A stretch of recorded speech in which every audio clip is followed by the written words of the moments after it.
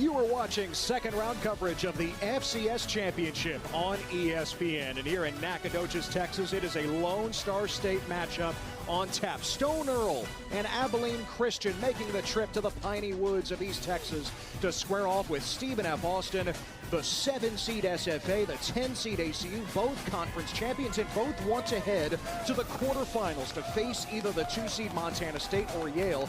That game just about to kick off as well. The FCS Championship game now less than a month away, January 5th in Nashville. And yes, here in Nacogdoches, they always have the axe on hand, do the Lumberjacks. So glad you're here with us. Along with former North Texas quarterback LaDarren McClain, I'm Ted Emmerich.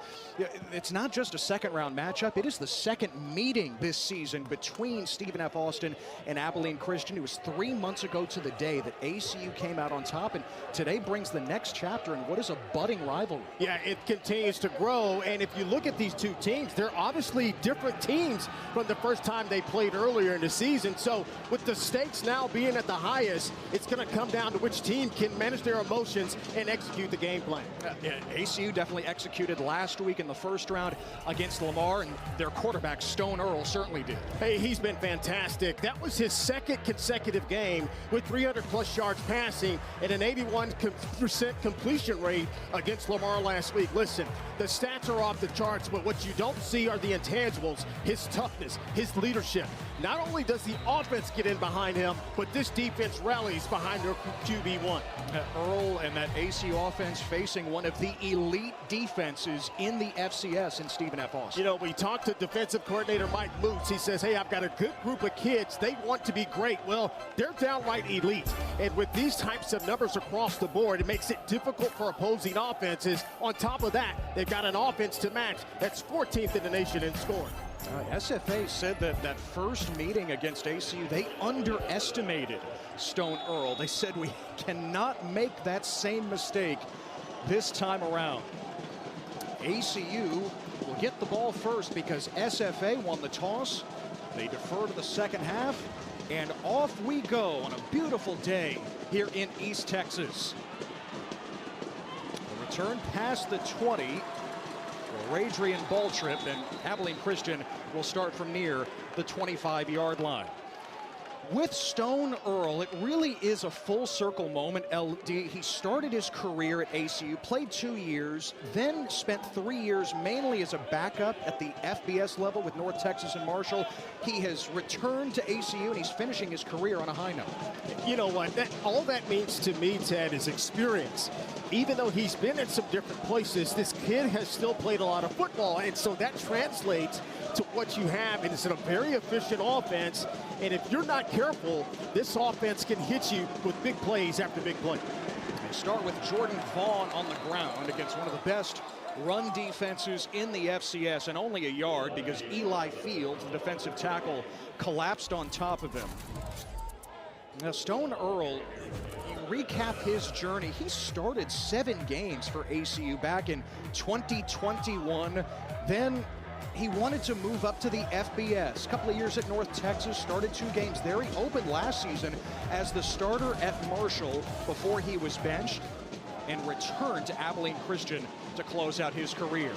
Earl swings it out on second down, and Vaughn has it again, this time on the reception past the 35-yard line, and it's a first down for the Wildcats. Well, that's what you're going to have to do against this defense. You're going to have to be patient and take what they give you. Here it is, a check down to the running back, and that's the key today, because Earl, as good as he is, this defense, Mike Moots and company, they're trying to change the picture, but if he can stay comfortable back there and just be patient and take what they give you, he can be successful today. With a fresh set of downs, here comes some pressure, and Earl escapes.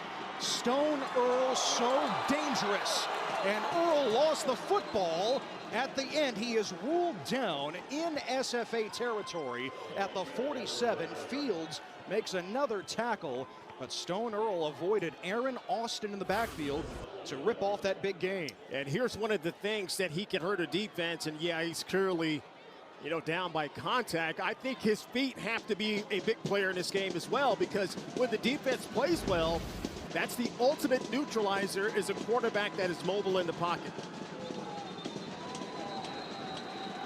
flag down as Earl gave it to Rovon Banks Jr. Alex Perella is the referee today. He and his crew from the CAA. Number 77, offense, 5-yard penalty, first down. Now they call it against the left tackle, George French II, the Pittsburgh transfer in his second year with Abilene Christian.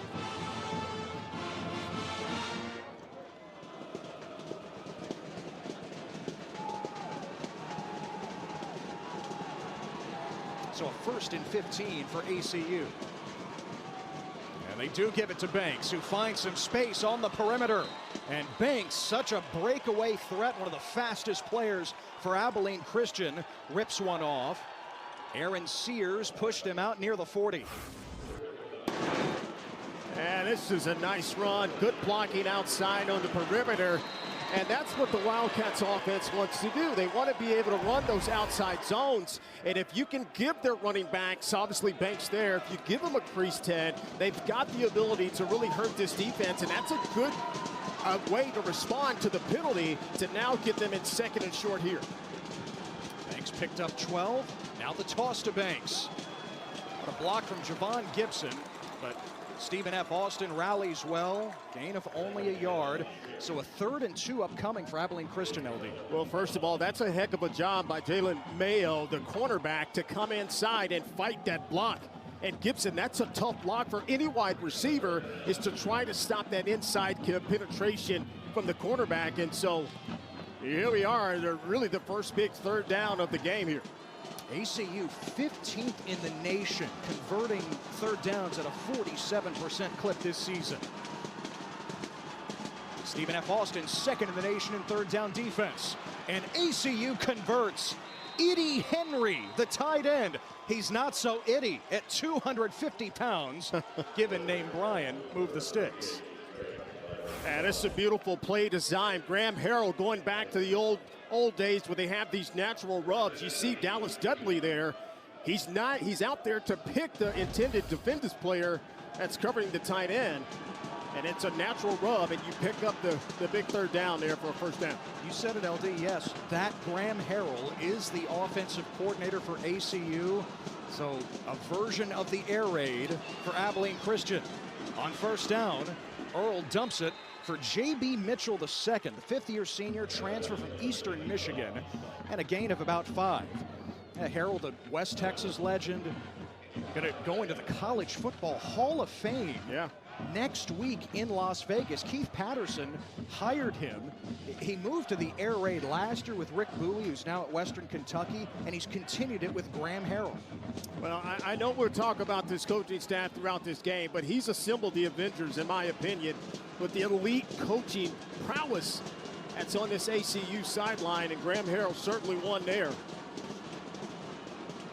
On 2nd and 5, the screen for Javon Gibson, who has become an alpha at receiver these last 3 weeks, and he's got the 1st down as ACU moves into the red zone. Well, Gibson's got this big body. They can move him across the formation. This is essentially like a big fullback. You've got offensive linemen out in front. It's a screen pass, but they treat it like a run play, and it gets this defense to have to chase. And when you can do that, you got nice creases and angles to block there as well. Gibson coming off 3 straight 100-yard games. He's averaging 150 yards in that span. Earl has plenty of time. Into the flat. Henry again. And pushed out inside the 10, close to the line to gain at the 8. You know, Ted, what I love about this opening drive is that this offense has answers. When the defense plays zone, they've got an answer for it. When they play man, they've got another answer for it. And there it is one more time. And you can see what they've done this season in the red zone. When they get down here, they're not playing games. They're not just kicking field goals, but they're looking to score touchdowns, 30 on the season. That's how efficient this offense has been. They know this is critical down here against one of the best red zone defenses in the FCS. Earl on the keeper, and he is snowed under after a gain of a yard. Earl also lost his helmet here. Ed Bobineau made the tackle.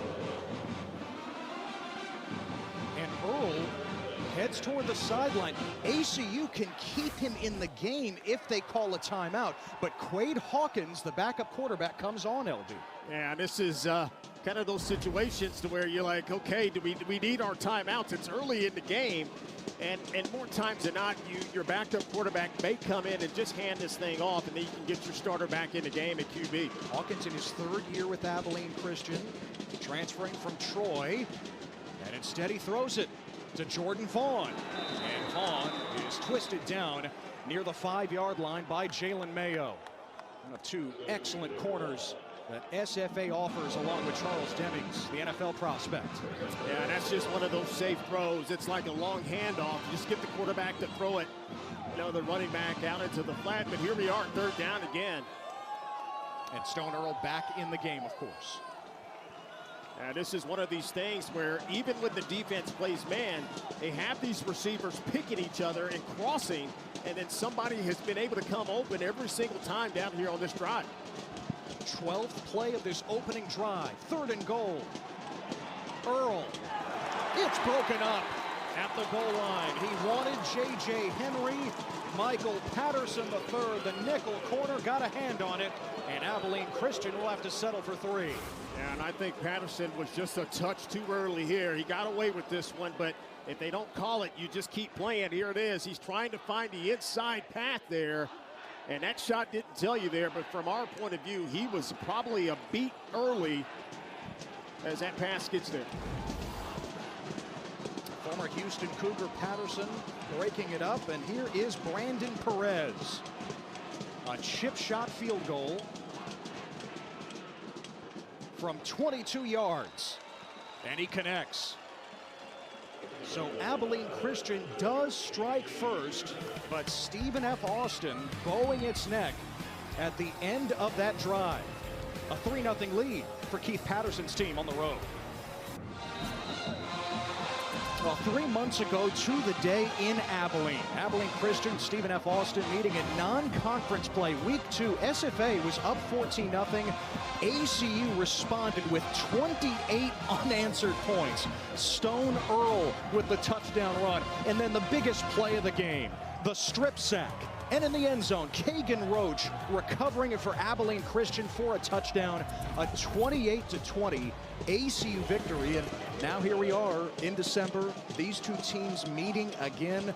Colby Carthel, SFA's head coach, LD, told us this week, the word revenge has not been mentioned once. He says, I don't want my players angry today. I just want them at their best. Yeah, and that says a lot about what he's trying to say. It's a different team. It's a different type of game. We've got to be the best versions of the Lumberjacks, is what he told us in this game today.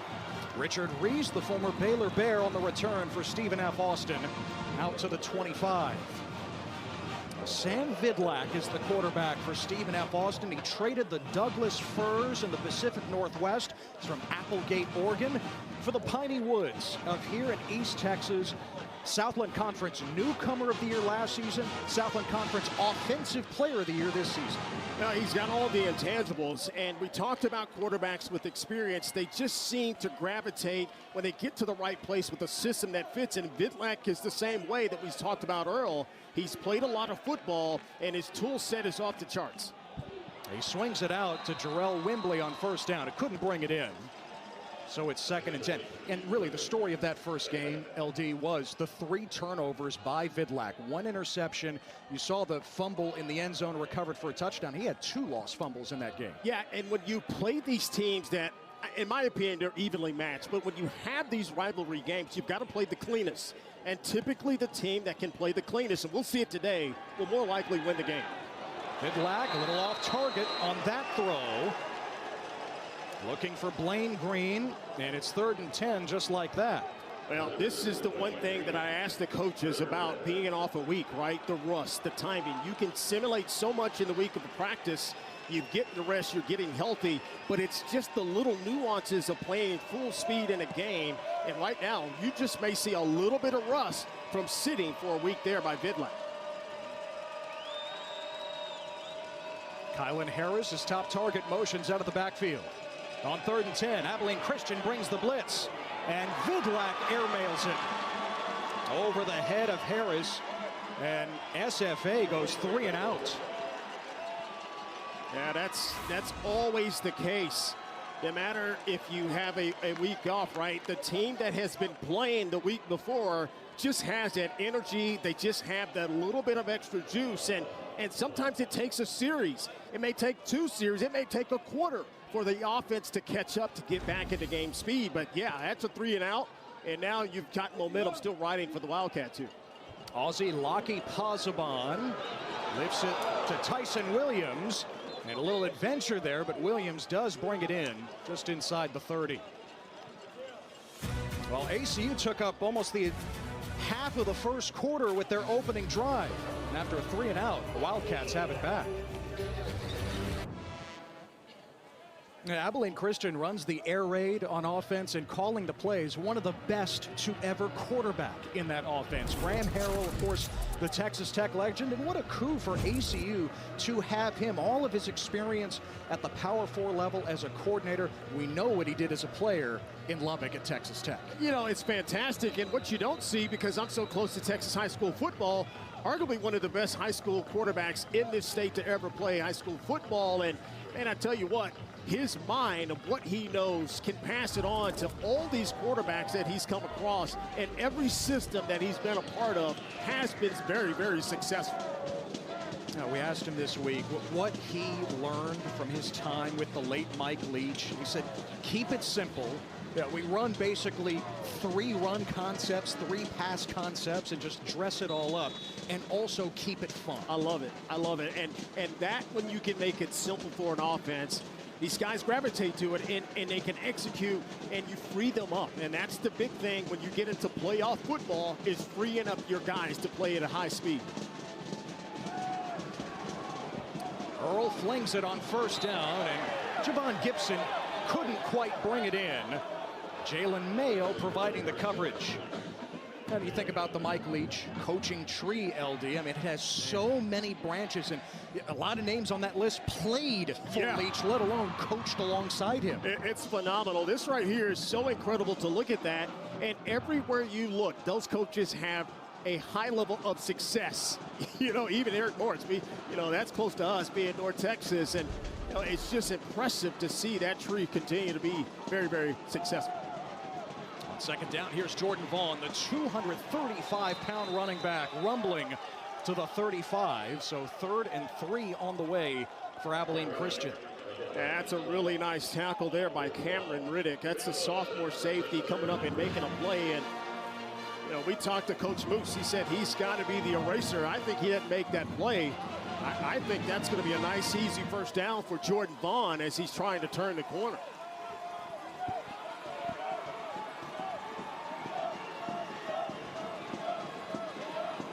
It's a big 3rd down here, I think, for this defense. They need to get back on track, and very methodical that opening drive for the Wildcats offense, taking nearly over 7 minutes off the clock.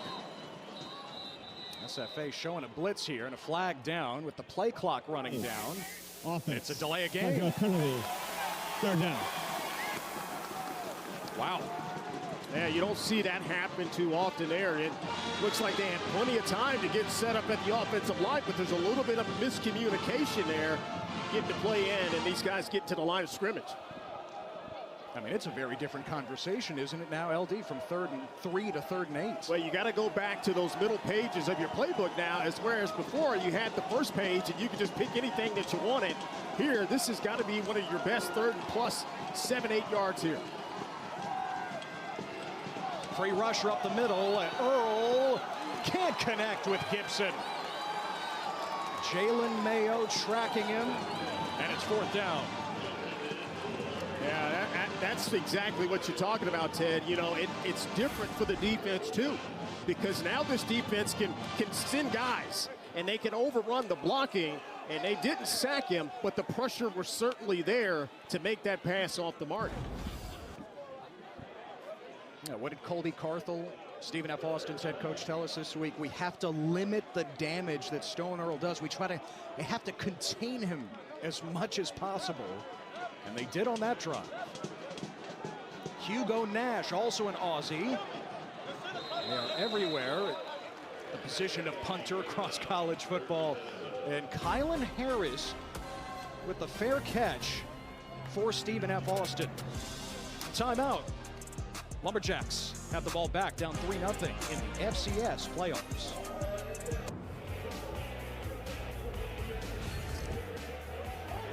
Well, after putting together a 10-2 regular season, Stephen F. Austin was ecstatic.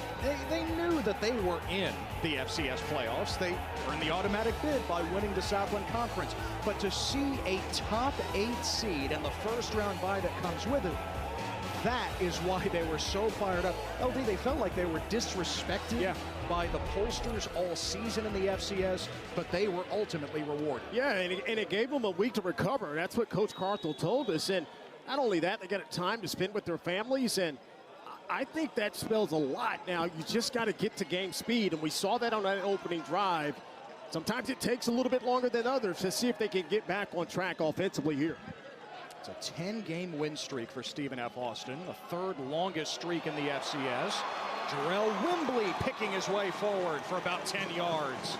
Kagan Roach and Dorian Plumley collaborate for Abilene Christian. It's a first down. Well, the one thing that you don't need timing or anything like that to get back in sync with is running the ball, because these big guys up front have been good all season long, and they run the ball awfully well. They were 4th in the Southland Conference in rushing yards per game. Get back to the basics. And right back to Wimbley, and he's into ACU territory with a gain of about 4. Now, Wimbley enjoying a career year, the senior from Houston, closing in on 1,000 yards. The coaches say he's that classic running back who's really not that big, might not be that fast, but he just makes a lot of play. Yeah, and offensive coordinator Chris Ross says his contact balance is off the charts, and we'll see that here this afternoon. This time, Abilene Christian has a read on him at the line of scrimmage. Chris Herpin, the defensive tackle from Pearland, Texas, also there in the greater Houston area, wrapping him up. Well, these two big bodies in the interior of this defense. You got Rousseau, number 95. We hadn't called him yet, but you got Chris Herpin, who makes the play. They just stalemate the offensive line.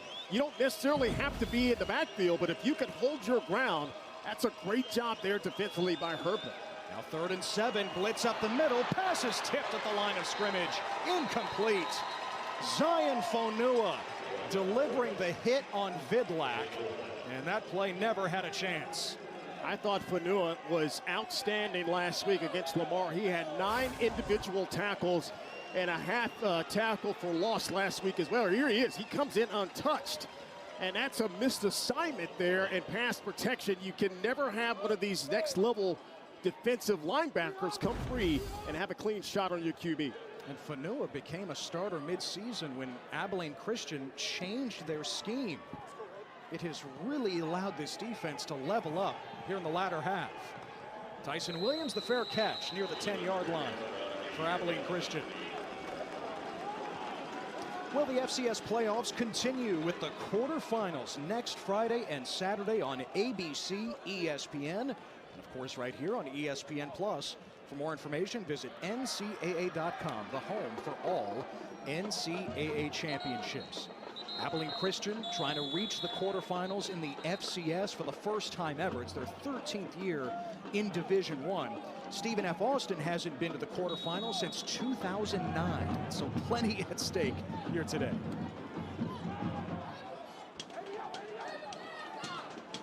Stone Earl and ACU had to punt last time. They put together a 7-minute drive to start this game that resulted in a field goal. Earl into the flat for Gibson. Cannot turn the corner. Malachi Williams hops on his back. And that's the type of defensive stop that you prepare on Monday of game week. You know, seeing that formation, knowing some of the subtle nuances, Michael Patterson's the first guy on the outside to keep his contained. And once he did that, Malachi Williams just came and cleaned things up. Loss of a couple on the play, so 2nd and 12. And ACU runs it. And Rovon Banks makes it to the 13-yard line to bring up 3rd down against Colby Carthel's SFA defense. You know, we talked about Coach Graham Harrell and this air raid offense. It's a little bit different than the usual. They huddle. right? They get to the huddle. They're trying to be methodical. We saw it on the first drive of the game, but they're picking their spots, and sometimes they slow down, sometimes they pick up, and here's another big third down. Earl hanging in the pocket, and the pass is almost intercepted by Malachi Williams. He wanted Dallas Dudley, and it was almost a takeaway for the Jacks. Fourth down. And that was arguably a chance for the biggest play in the game. And here it is, Earl. You can kind of see what he's looking at, and he just does not see the undercutting linebacker, Malachi Williams, there. And it looks like two Lumberjacks were fighting for that interception. That could have been a huge play to turn the tide in this game. So another punt for Abilene Christian. And Kylan Harris is back deep again. Bugs Mortimer, the premier punt return man in college football this season, was a game-time decision coming in. Harris is explosive as well, though. And a great return by Kylan Harris, close to the Abilene Christian 30-yard line. So Mortimer down, Harris up, and Stephen F. Austin has a golden opportunity now. Well, you don't lose a ton when you've got Kylan Harris back there. More coaches like to send that return to their sideline, and you can see that wall trying their best to develop. And Ted, that's what you need to advance in the playoffs. You've got to have all three phases of your team ready to go. And how about the special teams for the Jacks there to step up and give them ultimate field position here? Now, Colby Carthel says this team is built on not just defense, but also special teams, the return game, covering kicks. That has been the edge for most of this season. Now can the offense capitalize? Vidlak escapes the pocket. And Vidlak scrambling to the 25. That's a good sign, LD, for SFA. Vidlak has been banged up for most of the season. To your point earlier, the bye really helped him heal up before the playoffs. Absolutely, and sometimes at quarterback, we get so caught up in passing the numbers and sitting in the pocket. You're still a football player. That's a good sign that he can get out, get his legs involved in the game.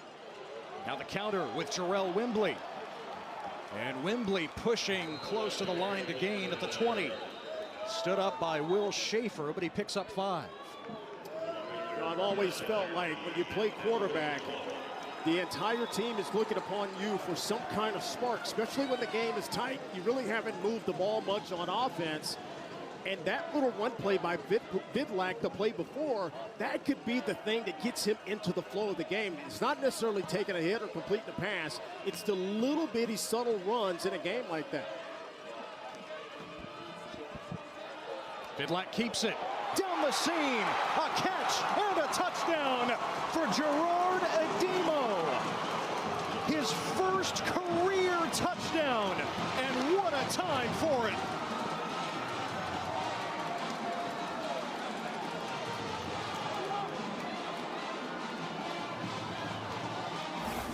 I think this is a fantastic job. Chris Ross, the OC at play action pass, sells out. And these linebackers come up so hard, Ted, that they forget the tight end slipping out behind the defense. And it's a great sell job by Vidlak to throw that thing over the top. And you know, Coach Ross said, hey, this could be the very game that he breaks out. And Ademo there breaking out there for his first TD. Chris Ross said, do not be surprised if his little used tight end is more involved today. Sure enough, the sophomore from Round Rock and the transfer from South Florida comes up with just his 5th catch of the season and his first ever collegiate touchdown to put the Jacks in front. And it was a short scoring drive thanks to that return of 19 yards by Kylan Harris. And filling in for the injured Bugs Mortimer, and Ademo capped it off. And that's all set up by that punt return by Kylan Harris. Special teams doing their job, setting the offense with perfect field position. And I'm telling you, the quarterback just needs to see it. It's kind of like a golfer. You just need to see the putt go in, and then you get in a streak. And that could be Vidlak's little moment that he gets going and this offense takes off. I like how the scratch golfer brings up golf as the analogy, as if it is just so easy. All you need is one putt to drop. Now the return for Abilene Christian, close to midfield. Nacogdoches on the return for the Wildcats. And so ACU striking on special teams to set up their offense. You got to love this matchup because these two teams are so similarly built. You know, they have special players that come up at right time. Here it is. You got to be fearless in the kick return game, and it's set up nicely that he gets to the outside. And now this Abilene Christian offense set up with ultimate field position right at midfield.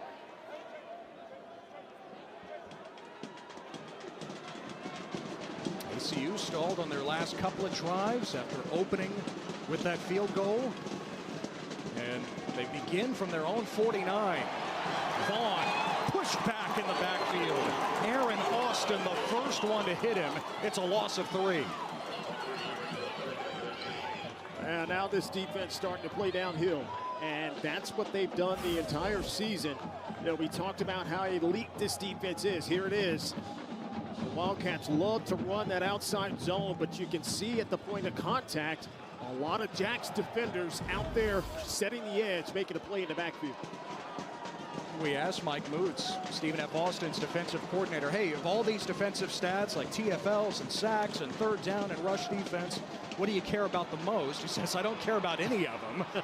Jordan Vaughn on the swing pass puts ACU past midfield. He says, I tell my staff I don't want to hear about any of our stats. I feel like it would be a distraction. It would affect me as a play caller.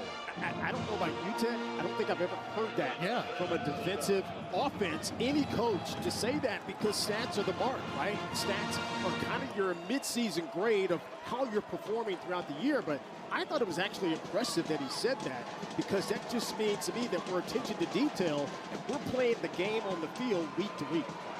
3rd and 7. Abilene Christian converted its first third down today. They're 0 for their last 3. They pick up the blitz. Earl off his back foot, and it's incomplete. He was trying to hook up with ball trip. That pass just died on its way.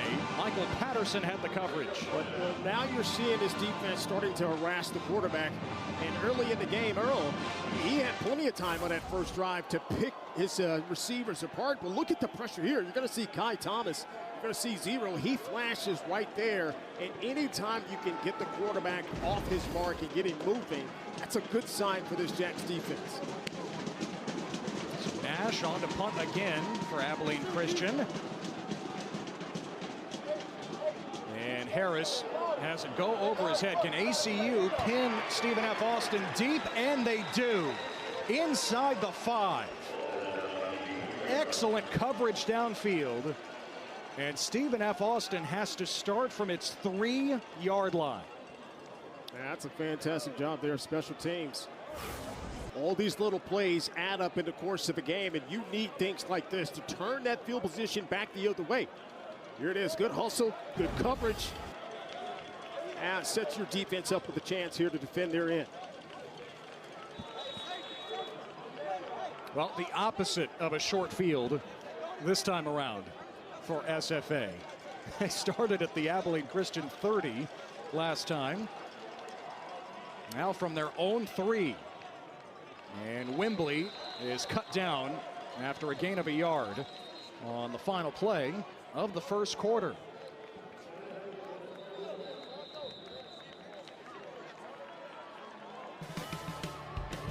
SFA offensive lineman remains down, Chimdia Weewoo, as we hit the end of the first here in Nacogdoches. The winner heads to the FCS Quarter Finals. SFA up 7-3 here at home.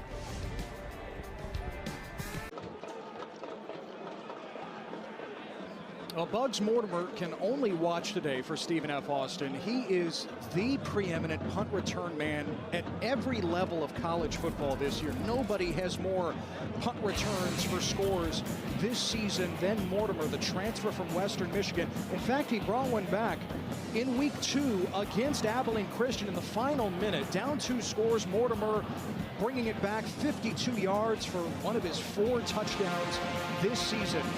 we were told coming in by the SFA coaches that he was a game-time decision. He did participate in warm-ups, but he was ruled out with an undisclosed injury. And so Mortimer, return man, slot receiver, can only watch here today his team here at home in Nacogdoches up 7-3 as we start the second quarter. Well, you know, to me, that's a big-time loss because not only is he in the special teams, you know, punt return game and creating field position, and you can score from that, but even offensively, they can utilize him sometimes in the backfield. They've been able to put him at different positions at wide receiver. That's a huge loss. They got to be able to overcome that here this afternoon. Jalen Jenkins is the back next to Sam Vidlac. And out of the end zone, Jenkins, a powerful runner, much like Wembley, crosses the 5-yard line. Tackled by Will Schaefer, the All-American linebacker from a year ago. So third down for SFA. Yeah, and if you're the Wildcats defense, you just got to keep everything contained, because if you can stop them here, you're going to get excellent field position off a punt. And if you're SFA, you got to protect the football, especially down here in your own end. Remember the fumble in the end zone in week 2 by Vidlac. He tosses it up, and Kylan Harris comes down with it near the 40-yard line. Working against Tyson Williams. Harris pulls it in for a huge gain. And I don't think there's anything else Tyson Williams could absolutely do in coverage. He's in perfect position, perfect pass, and an even better catch. 33 yards for Kylan Harris. And Jenkins is stopped near the line of scrimmage on first down. One more look, LD. Yeah, and this is one of these 50-50 balls, and it just shows you the ball skills of Kylan Harris. Even with the defender all over him, he still has the ability to get that thing. Jenkins breaking through the first level. Jalen Jenkins inside the 30 of Abilene Christian. Escorted out by Plumlee. So a couple of explosive plays on this drive. Remember, SFA started inside their own 5. And Jenkins is probably the most powerful of this group of running backs for Stephen F. Austin, and you can see his explosiveness there. Nice blocking up front by this offensive line. And run on that left side. Rob Keller, number 71, and Jake Henry, the left tackle and left guard respectively, did a nice combination block to create that same there. 33 yards for Jalen Jenkins. They feed the hot hand again. And Jenkins muscles for a couple to the 26.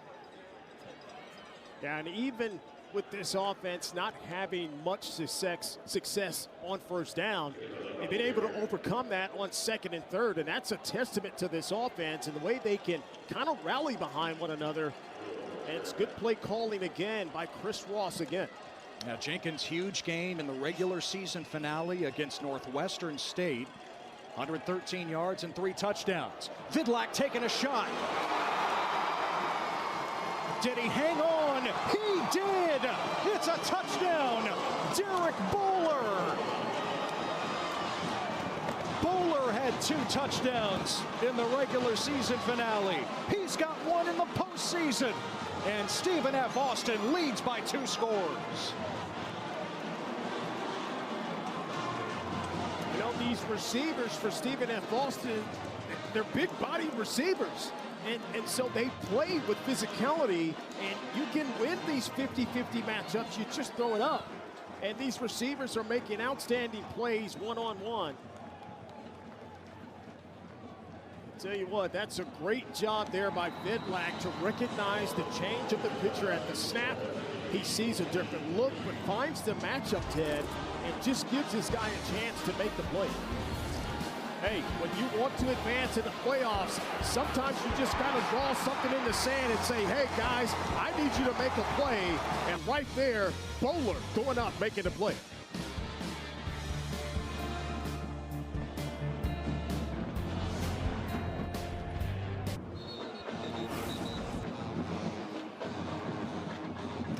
Well, Sam Vidlac misfired on his first 4 passes today. He's completed his last 3, 2 of them for touchdowns, the latest to Derek Bowler. Yeah, he just needed to get into the game, right? And mentally you can be prepared all you want. Physically you can be prepared all you want, but the two have to come together at the right time.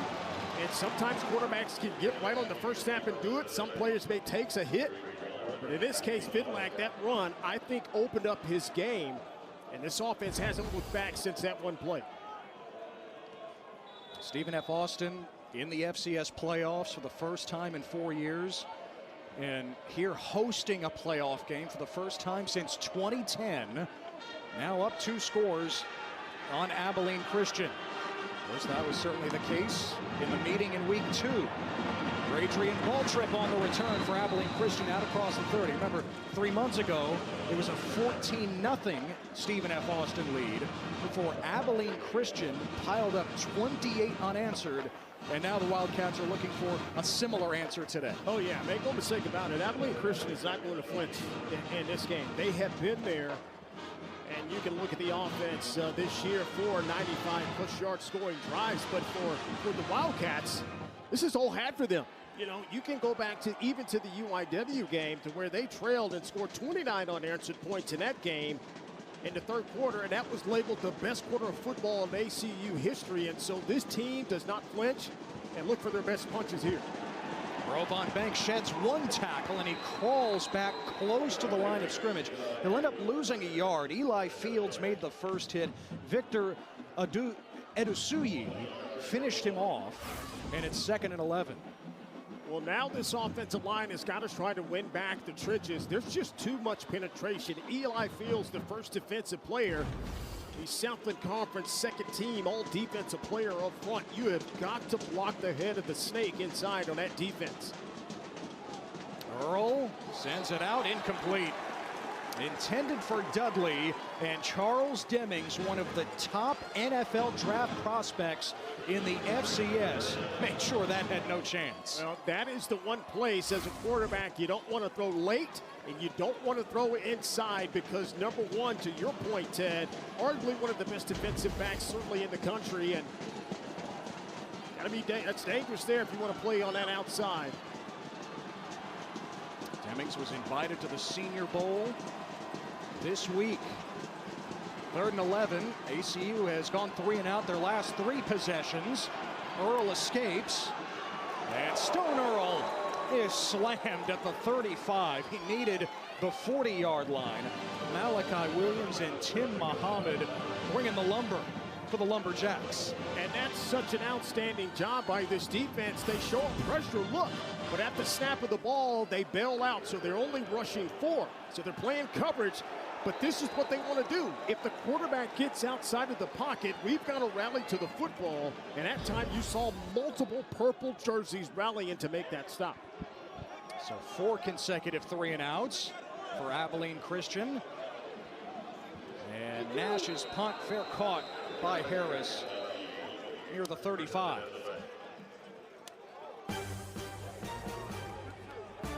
And a timeout here in Nacogdoches. Stephen F. Austin has scored 14 in a row. They want more here in the second round. Well, when April comes around, you're going to hear Charles Demings' name called during the NFL draft. And this week, he received his invite to the Senior Bowl in Mobile, Alabama, coming up next month. And Charles Demings addressed his team after getting the honor. So this thank you right here goes to every guy in this jersey, every member on the staff, and everybody who goes to the school that makes SFA what it is. Because without us, there wouldn't be no Charles Demings invited to the Senior Bowl.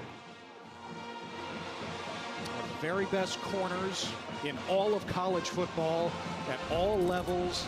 Demings on his way to the Senior Bowl and considered right now a day 3 pick by ESPN draft analyst Jordan Reed.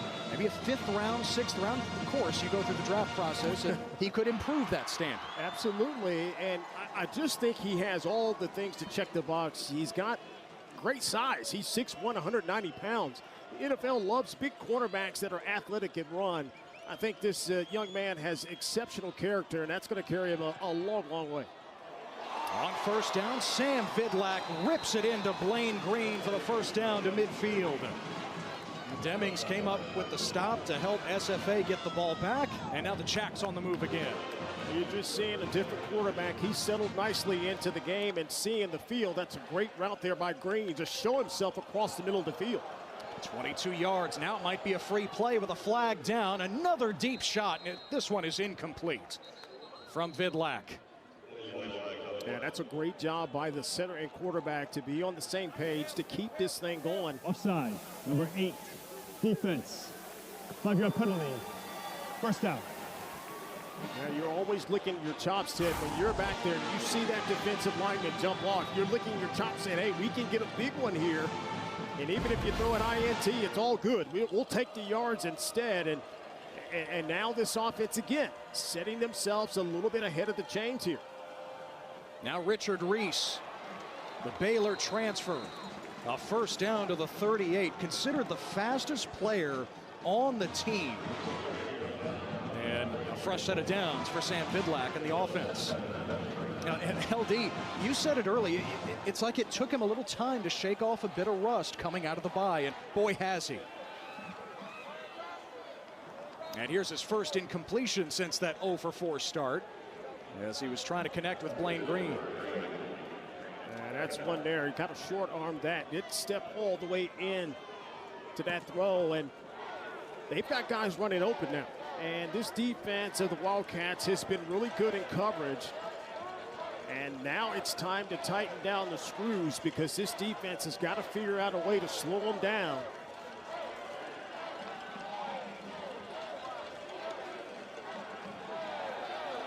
Vidlak again down the boundary. This time for Clayton Wayland.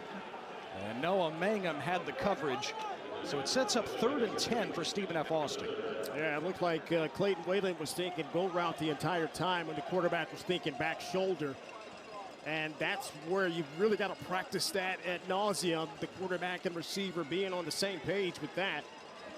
And now here's a chance for the Wildcats defense. This is where you want this offense, 3rd and long. And this should play in favor because now you can get exotic with your defensive looks. And a flag down with Wembley in that orbit motion behind the quarterback. Full start, number 74, offense. 5-yard penalty, 3rd down.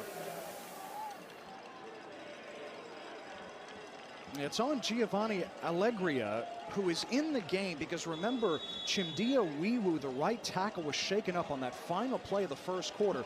So they put Allegri at right guard, and they have put Seth Martin at right tackle.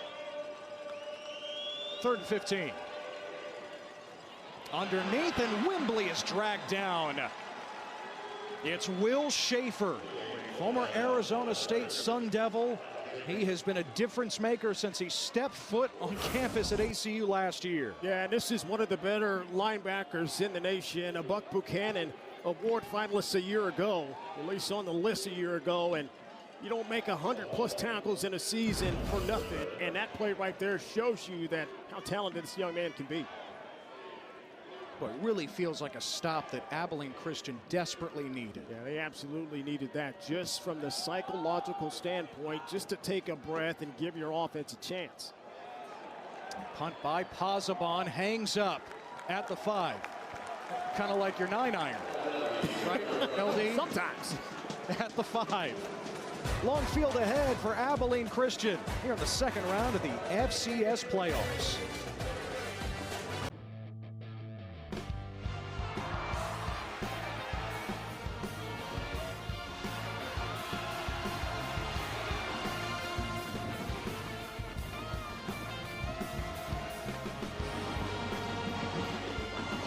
Now the FCS National Championship moving from Frisco, Texas to Music City, USA, Nashville, Tennessee. We're less than a month away now from Championship Monday, January 5th, 2026. Of course, the quarterfinals are next week, followed by the semifinals, then 2 weeks until the championship game. Stephen F. Austin, Abilene Christian, the 7 seed and the 10 seed meeting here in Nacogdoches, Texas, with the winner to play either Montana State or Yale. Montana State hosting that one in Bozeman. The 2 seed up 7-0 over Yale from the Ivy League. Great to see Harvard and Yale, the Ivy League, allowing their teams in the FCS playoffs for the first time this year. I thought that game by Yale was simply incredible. For them to come back in that game was pretty remarkable. Yeah, last week, right? First round. Yeah. Stone Earl from his own end zone. Incomplete, but a flag is down. Dudley trying to make the catch against Charles Demings, the future NFL draft pick, and the flag is thrown. Tell you what, Demings has got that sticky coverage they talk about, Ted, and I actually thought the coverage was pretty good on this one. It's always contingent. Number 1, defense, a 15-yard penalty, automatic, first down. Those good defensive backs, that backside hand, it's always the one that the back judge can see that we don't typically get to see. We might get a little look at the replay here. Yeah, see that offhand, that left hand? It was just enough on the left arm of the receiver, Dallas Dudley, and that back judge and the back official saw that and threw the flag. Boy, the umpire got an elbow too. You saw in front of Demings. That's strays out there. Earl again to the air, and this time he's on target. It's Javon Gibson, ACU's top receiver, past the 45-yard line. So they start from the 5, and now they're at the 45 with a penalty and a big pass. That's it. This is a really nice job by this offensive line. They've got to get back to the basics and protect their quarterback, because Earl, once he has time, he's got the ability to find these receivers downfield. And I thought Javon Gibson runs a really nice route. He runs that nice deep end cut, and with his big body in his frame, it's a nice target for any quarterback. 25 yards for Gibson, 50-year senior. Earl again deep, again for Gibson, who couldn't catch up to it. Jalen Mayo was stuck on the turf for Stephen F. Austin. Boy, that is a very savvy play by Jalen Mayo, because he knew he was beat. And this is an even better route by Javon Gibson, because he does a sluggo, is what we call slant, and then go. And that's a crafty move that didn't get called, but it was enough to hold up Gibson. And that big play couldn't happen. It's a great job. You think a flag should have been thrown? I thought he made some contact that called Gibson to throw off his route there. Now it's 2nd and 10. Earl up top, and a big hit, but the catch pulled in for Abilene Christian. It's Hut Graham, junior, who figured a little more prominently in the offense last year, but he moves the chains. Yeah, nice play design here. Look at the run option there. That might have been an RPO that the quarterback just saw something, and hey, they're uncovered on the outside, and he flips it out to his receiver in the open. And that's a nice job by Graham Harrell again to get his offense in positions that can take advantage of some of the stuff that this defense has given up a little bit. I mean, remember, LD, ACU went 3 and out their last 4 possessions. Here they are past midfield, and Earl has room to run inside the 30 of Stephen F. Austin. Yeah, now you're seeing the misdirection in the offense really utilize the aggressiveness of the Lumberjacks defense against themselves. And an inverted option, when you've got a quarterback that can run like Stone Earl, now you've got a chance to outflank and get to the edge of the defense. Perfectly called, perfectly timed call there. And now it sets them up with 2nd, and really, I think you can really attack here on 2nd and 1.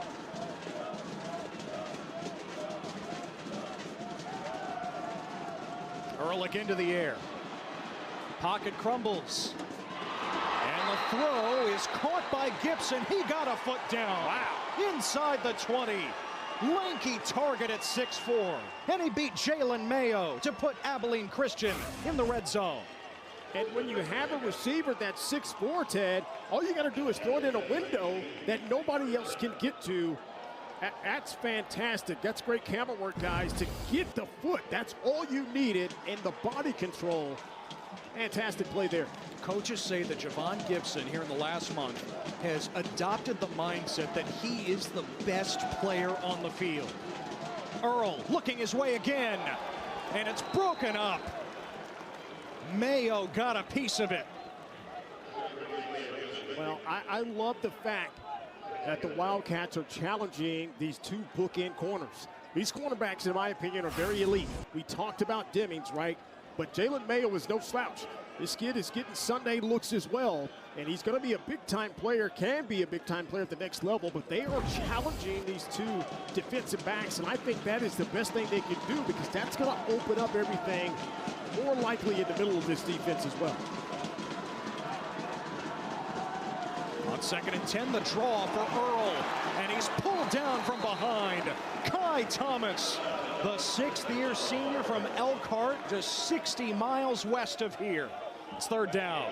Now, Mike Moots told us that this young man's IQ is outstanding in Kai Thomas, and here it is. He could have easily been going on the outside, but they run a stunt between the defensive tackle and the defensive end, and he goes right there to the quarterback, and you need that type of play on this defensive line. 3rd and 9. ACU 0 for their last 5 on 3rd down to the end zone. It's incomplete. There is a flag down near the line of scrimmage, and there's a flag now in the end zone.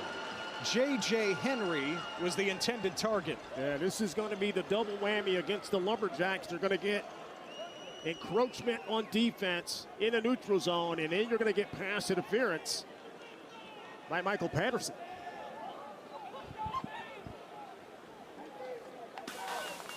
There were 2 fouls in the play, both by the defense. Offside, number 33. That penalty is declined. Pass interference, number 19. The foul took place in the end zone. The ball was placed at the 2-yard line, automatic. 1st down. Yes, ACU will take that penalty. Absolutely. Thank you very much, and they've got it at the 2. And I don't think if Michael Patterson did pass interference, that's a touchdown. Because the receiver had inside position. It's J.J. Henry. Nice route there. 1st and goal at the 2. Vaughn, the sledgehammer. Patient running, and he's in the end zone for the touchdown. A big answer from Abilene Christian. And this team is battle tested.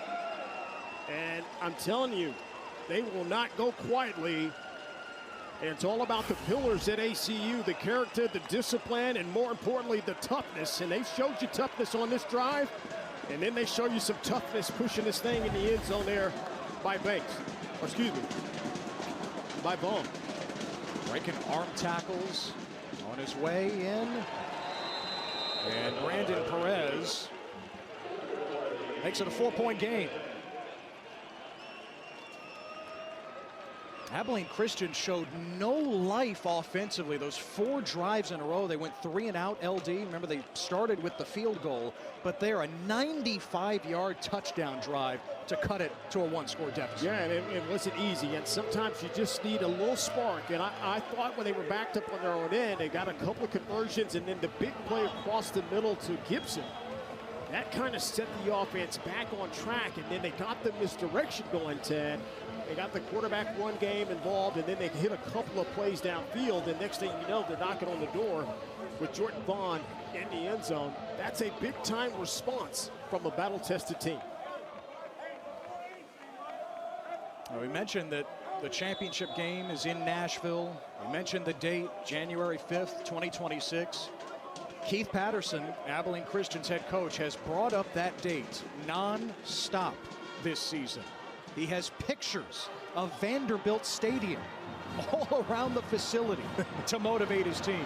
Richard Reese on the return for Stephen F. Austin, and he loops around past the 25. Couple of flags are down. Well, you know you're an elite kickoff returner when you return this thing in today's game, 2 yards in your own end zone. Most players now are fair catching this thing and letting it bounce. Not Mr. Reese. And considered the fastest player on the team by the coaches. Another dangerous return man. Return, holding, number 18, return team. Half the distance from the spot of the foul. 1st down. So the penalty against Stephen F. Austin. Well, Sam Vidlac, again, rough start, missed his last 4 passes, but man, has he turned it up. Man, this kid here is a warrior, and it just takes time. And right there, I thought that pass, he saw one go in. Right now, we're going in attack mode. I'm seeing the field, and I feel comfortable. And when you give him time, he can be surgical with the football. We talked to Coach Ross, one of the strongest arm quarterbacks he's ever coached. And that's saying a lot because Coach Ross has been around some good ones. Really found a home here in the Piney Woods after stints at Oregon State, Boise State, and Montana. And on first down, he's slinging it. Caught by Kylan Harris. And a first down across the 25-yard line. He could have cashed in, LD, like so many do, and you can't fault players for doing that. But Vidlac says, I've found everything I want to find here at Stephen F. Austin. A culture, a community, and a coaching staff that believes in me. Wembley is stopped at the line of scrimmage by Schaefer. Yeah, that's all about Coach Carthel, right? And to your point, the rest of this coaching staff, and I think this community, this is what by far, even today, yeah, they driving around Nacogdoches, everybody's waving and friendly and good times. And yeah, I agree. And that helps to an athlete because now you feel like you've got a home and it makes you play that extra little bit more. And sometimes that can make the difference. Vidlac, one of 20 players for Stephen F. Austin who have graduated and decided to stay. Vidlac up top, incomplete for Wayland. Noah Mangum with the coverage for Abilene Christian, no flag. There is a flag in the backfield, however. That's going to be interesting there. That more times than not is roughing the passer. Holding, number 71, offense. That penalty is declined. Third down. It's on Robert Keller, the left tackle, but Abilene Christian declines it. They take the result of the play to bring up 3rd and 12. Defense now starting to play with a little edge, and credit to Nick Holt, to the defensive coordinator. He's been around some programs. He's seen a lot of football to settle his guys in, and now they're again playing downhill, keeping things in front. Tunnel screen for Kylan Harris. And he bulls past the 30. He needed the 36-yard line. Kagan Roach, Noah Mangum making the hit. And it's 4th down for the Jacks. I like that play call there because he had a chance to bust it. But good defense there to keep him out. I thought maybe if he got maybe a yard or two closer, Ted, Coach Carthel may think about going for it on his own end, but absolutely the right thing to do here. Punt this thing away. You've got arguably one of the best defenses in the nation. Let them have a chance to regroup. Hosbon's kick hits the leg of Tyson Williams, and it looks like it's recovered by Stephen F. Austin.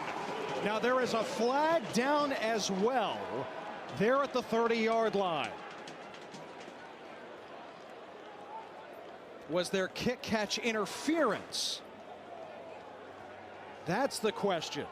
Oh, boy. Remember, you have to give the return man the opportunity. Kick-catch interference. 38, kick 18. 15-yard penalty, spot the foul. First down. So forget about recovering that punt.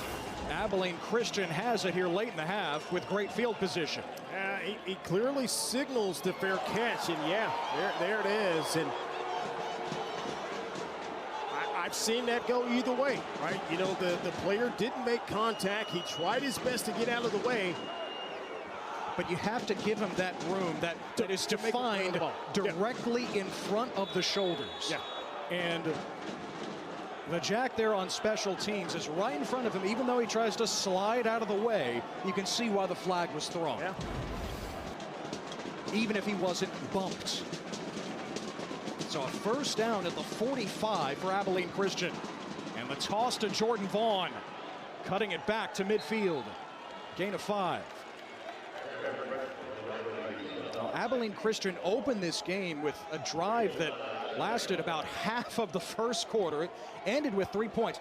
Then LD 4 consecutive 3-and-outs before the 95-yard touchdown drive last time out. Yeah, they really struggled from that second possession of the game into the last touchdown, and a credit to the Lumberjacks defense, but credit the offensive coordinator Graham Harrell again to readjust some things and try to find something offensively that they can have success with. A timeout for Stephen F. Austin with 3:11 to play in the half.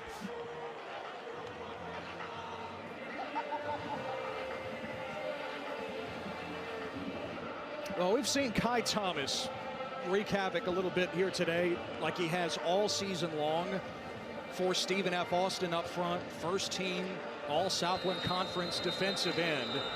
So he said from Elkhart, about 60 miles to the west, he is Cowboy Kai through and through. This was him at Southland Conference Media Day before the season. He grew up as a rodeo champion. 2018, a finalist in steer wrestling at Elkhart High School. You did steer wrestling at Louisville High School, right? In the 90s, no? Hey, that's a nice look right there, too. I like the cowboy hat. You got the sport coat on, and it's sharp. That's a pretty good look, man. And he's tough as nails. This guy is tough, and the rest of the guys feed off of that. Fun to watch him. Vaughn around the end for a yard or two to bring up third down. Kai Thomas thought that was going to be his sport in college, not football. He thought he would compete in rodeo, and yes, that is absolutely a sport for some schools that offer it. But man, what a difference he's made on the football field. Well, it frees up a lot of what they like to do defensively. They don't necessarily have to bring a blitz because you've got Kai Thomas, you've got Aaron Austin on the other side. Well, these are primo pass rushers, and it frees up what they can do behind him in defensively.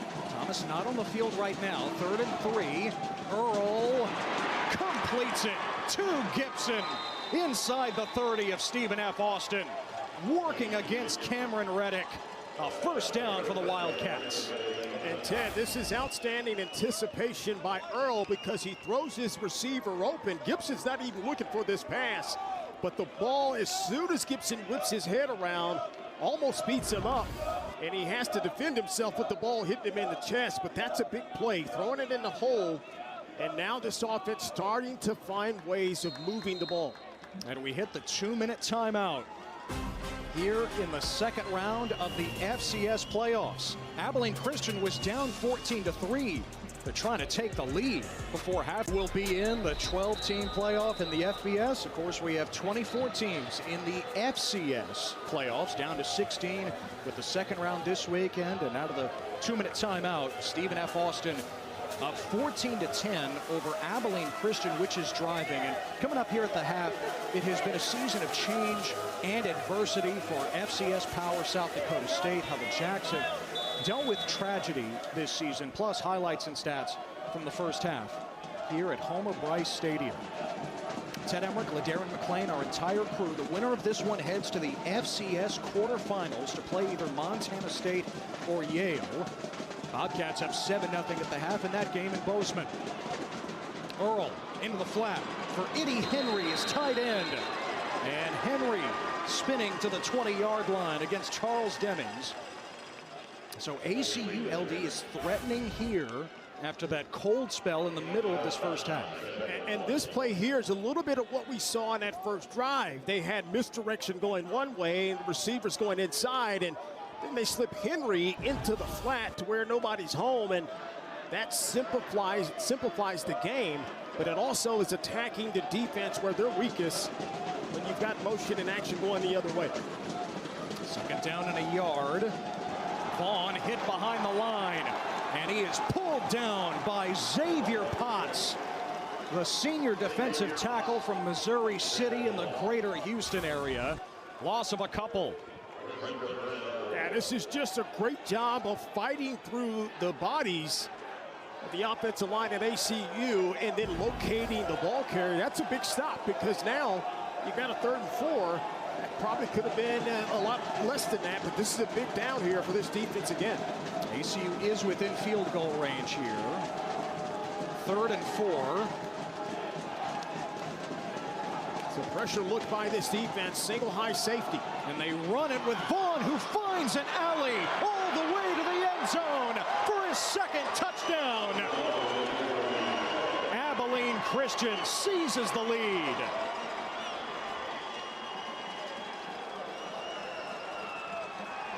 Well, that's the one thing. If this defense wants to bring everybody on the line of scrimmage, you better get home.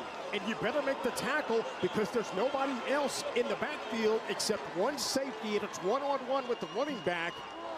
It's so well blocked up front, Ted. The left side of the offensive line, even their center, Coulter Lynch, he does a fantastic job. And then obviously Vaughn with his big body, 6'3", 235 pounds, he's got the ability to take it home. And Brandon Perez adds the extra point. Look at this here. You got hat on hat. There it is. There's the crease. And now you're hoping your safety, Reddick, can get over there and make the play. He just can't get there quick enough. That's a great play design, and it's the perfect call. It gets a pressure look at the defense. If they can't get there, you better be able to make the tackle once the running back creases the line of scrimmage. Here it is. Got blocking downfield. You've got the receivers. Everybody on the same page there. Vaughn had 2 touchdowns in the win over Stephen F. Austin in week 2. He's got 2 in the first half here today. Because remember the penalty, the kick-catch interference on the punt that put ACU at the 45 short field, and they capitalize. Now, Vaughn was hampered by a shoulder injury in the middle of the season, but the last couple of weeks, the coaches say he's starting to run through people's faces again. That's the running back that we saw all through camp. He's back. He's back, and he's big, and he's fast, and he's athletic. I thought he was a workhorse last week, 15 carries, 96 yards, and a touchdown against Lamar. And if you can get that version of Vaughn, and then the complement of running backs that they do have, like Banks, you know, again, this offense can only go up. And right now, they've taken this lead back. So 1:05 remaining in the half. 2 timeouts for the Lumberjacks. And remember, SFA will have the ball to start the second half. Yeah, this offense is already built in a hurry-up type mode, so they don't need to change anything offensively. With 2 timeouts remaining, they've got plenty of time here. They run it with Wembley. And he's hit right near the line. Will Schaefer has been everywhere in this first half for Abilene Christian. Yeah, again, you're talking about arguably one of the best defensive players in the country. And O'Shawn Miles Jr., number 14, he's getting all the love this year as the Buck Buchanan Award list player. And on 2nd and 9, Vidlac in stride. Wayland with a first down to midfield. Tyson Williams, Dorian Plumley were back there for Abilene Christian. SFA has it at the 49. Yeah, even with his size, he has ability to create space. That's a great read there by Vidlac and a good throw. Clock stopped momentarily with the first down. And underneath to Wembley. And a big stick by Fonua and Rashawn Miles Jr. Gain of 3. 24 seconds left in the half, and it looks like SFA has called one of those timeouts. Yeah, pretty good defense there. Vidlac going to the check down. And even with 24 seconds, that's a good job by Coach Carthel to call the timeout. You got plenty of time here. You probably need 10, 15 yards to be in a manageable field goal situation where you got a legitimate shot. Now, the wind is a little bit up and down. And I'm looking at the goalpost right now. There's no wind. But you've got to be methodical here. You've got to be efficient. And even when you get first downs, it'll stop the clock. But you got to be able to get up and be ready to clock it if you need it. And LD, remember what Colby Carthel told us. It's one thing if it's their normal place kicker, Carlos Alvarado. But if it's a long field goal, watch out for Jacob Hand. You see right there off screen now, number 40, the kickoff specialist. They feel like his range is from right about here. It would be around a 64-yard field goal, but Alvarado is warming up as well. And they would need to move it closer for him. Vidlac is taken down. That certainly doesn't help. Kagan Roach with the sack. Now 7.5 on the season, and Stephen F. Austin burns its final timeout with 18 seconds to go. This defense is so good on their one-on-one matchups on the offensive line, and you can see Roach there. He just fights through the pressure, or the protection, I should say, and he finds himself with the quarterback in there. And yes, that's the one position you cannot take a sack in that situation there. I think this ultimately will force the hand offensively for SFA here. Now there's a look at Jacob Hand, the sophomore. They say that the target line for him would be the 47. That's about where Stephen F. Austin was before the sack by Roach. It was just a few weeks ago against Lamar that Hand drilled a 56-yarder, the second longest in the history of Lumberjacks football that goes back 100 years. But the coaches say he has hit 64, 65-yarders in practice. I mean, what is he, Brandon Aubrey? Anybody think he is around here? So 3rd and 12. Again, no timeouts now for Stephen F. Austin. Just a 3-man rush. Vidlac all day to the sideline. Whalen comes open. Well done by Stephen F. Austin. Vidlac hanging in there.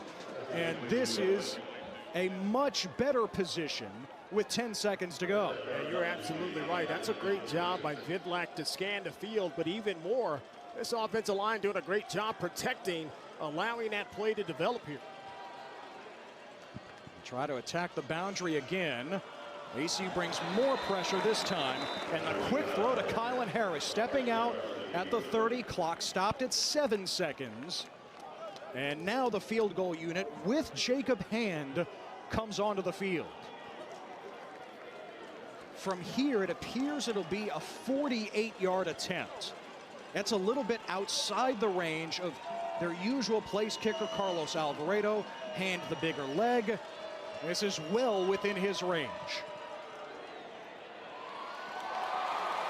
And Hand is on the money. He ties the score with 3 seconds to play in the first half. Hey, that's a fantastic job by the Lumberjacks offense to regroup even after the sack. And they were very methodical and efficient. The players knowing the situational football, getting out of bounds, making a play. And then when you can set Hand up with this, a right-footed kicker on the right hash, if they wanted to push to the right, but then it kind of curved and drew back into the inside of the upright. So Stephen F. Austin evens it up at 17 right before the half. I mean, how fitting is this? These two teams, depending on what happens here with 3 seconds to go, playing to a draw here at halftime. It's the perfect scenario between these two teams and this rivalry. And it's been a good game, too. These two teams, I thought, have gotten the better of each other at moments in this first half. The offense is taking over. The defense is coming and making plays. Even special teams, Ted, coming up and making a play. Been fun to watch. It's the 13th meeting between these two in the last decade.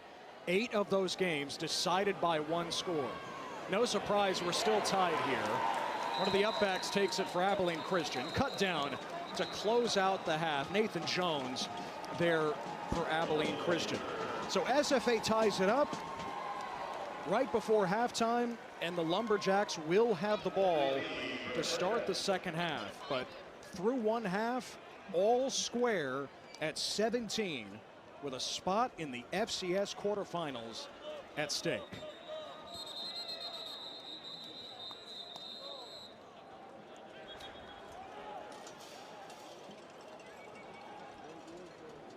And from 3 months ago to the day, the game at Anthony Field in Abilene, won by ACU, to today in the second round here in Nacogdoches.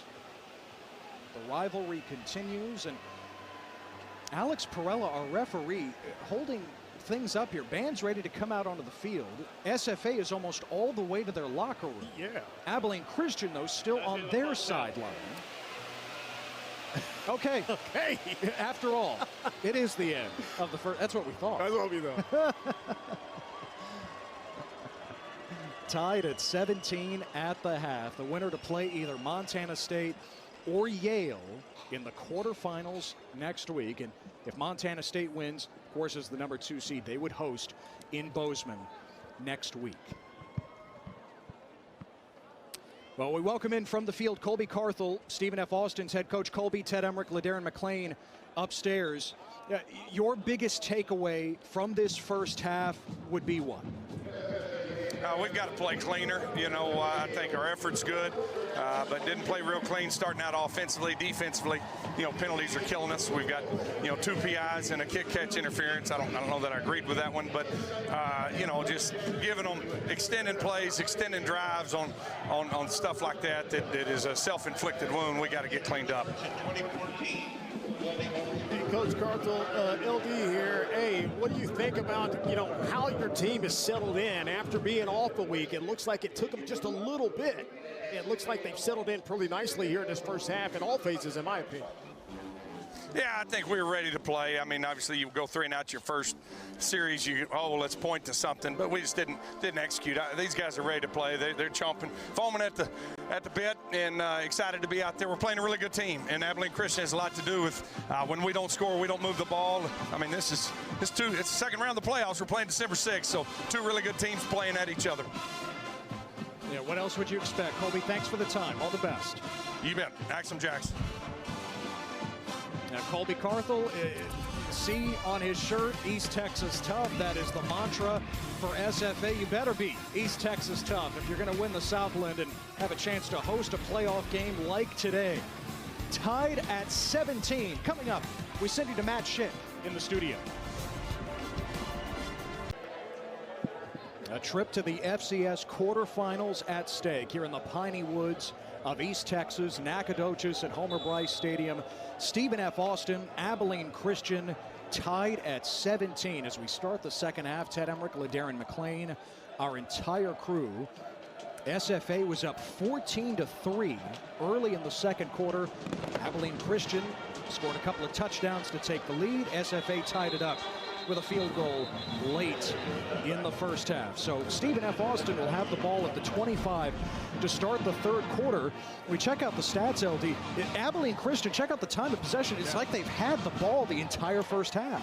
And a lot of that was on that opening possession of the game. And really, when you look at ACU, they're averaging 5.5 yards per play, and SFA is at about 7.3. And really, it comes down to these two teams in the second half to convert third downs. I didn't think either one was very good in third downs.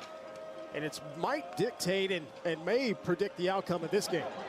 Here's a toss to Richard Reese. They want to get him on the edge. This is how you do it. Now the cutback. He is a speed merchant. Reese across the 20. And ushered out by Noah Mangum at the 15. Enormous play to start the second half for the Lumberjacks. Well, it's a play that they didn't really show at all in that first half. It's basically an inverted option, and it's just down the line, and you pitch it to the outside, and Reese, again, showing you that electric speed, gets to the edge, and he can make a defense pay if you're out of position. 60 yards for Reese, but now a flag, and it'll be 1st and 15 for SFA. Ball start, offense, number 86, 5-yard penalty, first down. Yeah, that's the tight end, Gerard Ademo, who caught his first career touchdown in the first half. Yeah, Reese, LD, former Big 12 Offensive Freshman of the Year at Baylor 3 years ago. He was a freshman All-American that season. Vidlac off the play fake to the boundary, and the catch made by Clayton Whalen, the sophomore from Southlake in the DFW area. Schaefer was lurking, and a short gain on the play. Yeah, that's a nice play design, and you can see the rushing yards against Abilene Christian. This defense has been pretty stout, but again, that's a nice play design that you get one of your receivers matched up against a linebacker. 60 yards on one play there. Vidlac to the edge, and Kylan Harris pushed out of bounds right near the first down marker. It'll be 1st and goal for Stephen F. Austin.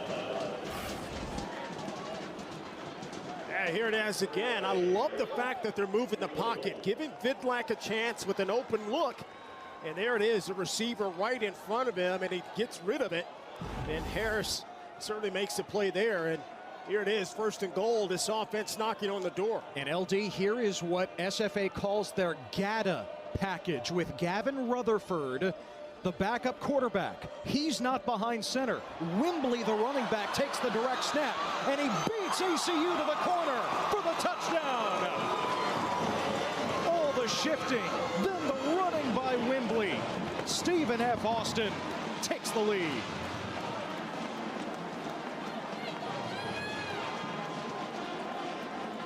Yeah, that GATA package, it creates personnel problems for the defense because they really don't know if they need to sub. But the GATA package, you bring in 7 offensive linemen, you still have a tight end. We know the running back's there. You've got a wide receiver, but the quarterback and the running back are interchangeable in the backfield. And that time there, they just run read option with the quarterback Wembley, and Wembley keeps it. GATA stands for something. Get after their, you know the rest. That's what Stephen F. Austin just did, close to the goal line. After Richard Reese ripped off a 60-yard run to open this second half. And Jarrell Wembley capped it off out of that GATA package. SFA is getting after it here in the second round. They're on top at home. Back here in Nacogdoches, you are watching second round coverage of the FCS Championship on ESPN. Either Stephen F. Austin or Abilene Christian will reach the quarterfinal round after today. What a start to the second half, LD, for Stephen F. Austin, taking less than 2 minutes to take the lead. Yeah, it's so funny because they didn't start the game that way, and yet coming out of that halftime locker room, they make one little tweak to what they're trying to do in the game plan, which is get the ball to Reese on the edge, and just like that, they're down the field, and then one play later, they're knocking on the door, or a couple of plays later, they're knocking in the end zone there. Jacob Hand, who hit that field goal at the end of the half, sends it into the end zone, so Abilene Christian starts from the 25.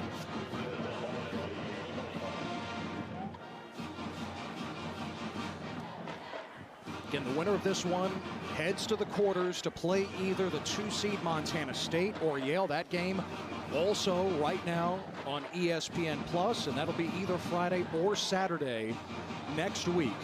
And if Montana State wins as the higher seed, the number 2 seed overall, in fact, that game would be in Bozeman. I just think this is the best time of the year. And you get playoffs, you've got all these great teams across the country trying to get to that national championship. It's settled on the field. Pocket breaking down for Earl, and he twists ahead for almost 5 yards. Victor Edasuyi, the 5th-year senior from Dickinson, made the tackle. And see, in my opinion, this is what makes Earl so great as a quarterback, because he easily could have gone down or maybe just chunked it in the dirt, but he fights tooth and nail just to get some yards. And that play there keeps him on schedule. It keeps him ahead of the chains. And now as a play caller, when you look at what Graham Harrell wants to do, he's got the playbook and open to what he wants. 2nd and 6. Earl again on the move, throwing it low, incomplete.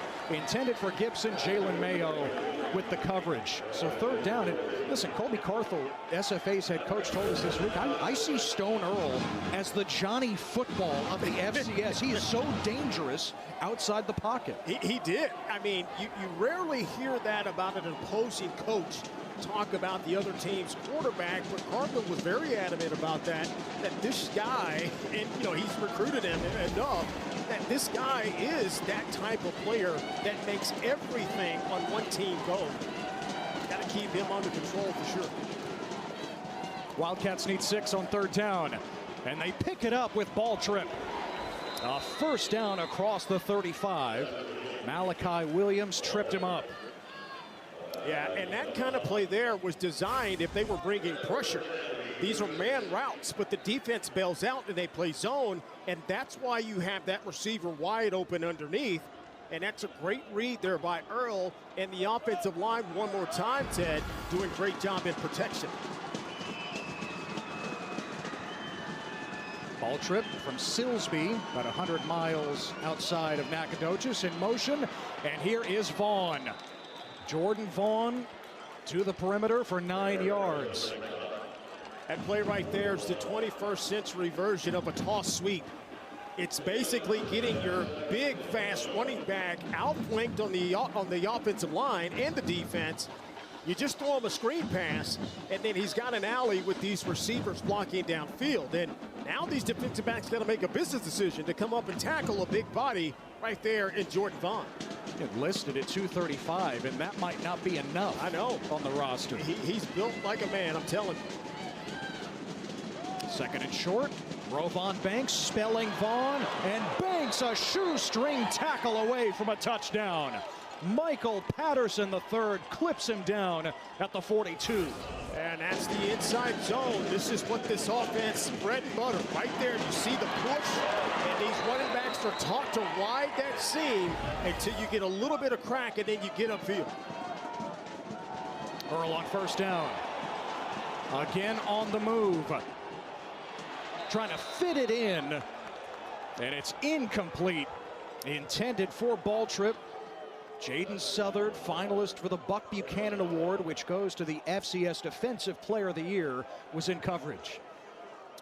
He's such a hard-nosed football player and ideal in what you want as far as being a linebacker that can play in the inside. You can probably move him to the outside as well, and he showed you his ability there in coverage.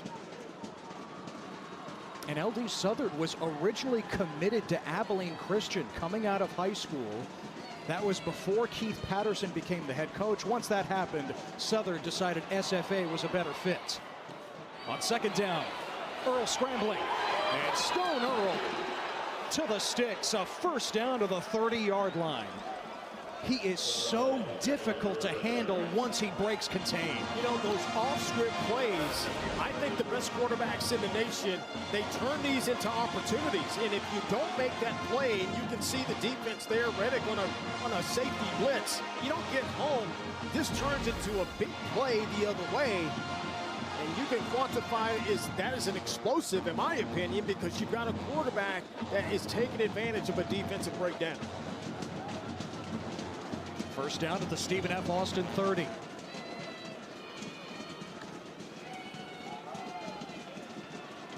Banks finding a hole, and he picks up 9 to the 21. Rovon Banks, a good compliment for Jordan Vaughn. The coaches say he has the most natural feel of all their running backs, just the instincts and his ability to find a seam. And he runs that inside zone as good as anybody that I've seen. And it's all about patience, and I talked about riding the wave. You'll hear coaches talk about that in the zone blocking schemes. Ride the wave as long as you can, press it, and then put that foot in the dirt. And Banks is probably as good as you'll see is doing that in the inside and even the outside running zones. Very different back from Vaughn at 5'8", 200 compared to 6'3", 235. Banks remains in there, and he is hauled down by Malachi Williams right near the line of scrimmage, so about a half yard away from the first down. Third down on the way. I mean, that's a heck of a football play there by Malachi Williams. You've got all kinds of bodies. You've got Josiah Fogelpolt coming across. You've got the tight end, Henry, and it's power football. But somehow, some way, Williams fights through all of that and makes the tackle at the line of scrimmage. Now an empty set for Earl, and ACU does need the full yard. Earl keeping the whole way, and he's got the first down inside the 20. Eddie Henry, the tight end, came in motion to deliver a block. I've always been a fan of those offenses that like to utilize the feet of the quarterback because now you have instant numbers. And you mentioned an empty set. Well, they motioned the tight end back. And now you've got the box or inside the box numbers with Henry, and it's power running even with your quarterback. And a good-looking drive that ACU is cobbling together after Stephen F. Austin scored to start this second half. Yeah, dominating that TOP once again, even on this drive now. 5 minutes now. Flag is down at the line of scrimmage, and Earl throws it into the back of Jordan Vaughn. Incomplete. Vaughn was probably ready to block for his quarterback. He's like, hey, man, what are you doing? I'm not here blocking for you. It looks like an illegal shift against Abilene Christian. Illegal shift, number 87, offense. That penalty's declined. It's second down. Call it on Henry, the tight end. And these motions, these tight ends, and even the receivers, they got to stay still for at least a count. After they motion into position, he just never really got set there. So with Stephen F. Austin declining the penalty, 2nd and 10.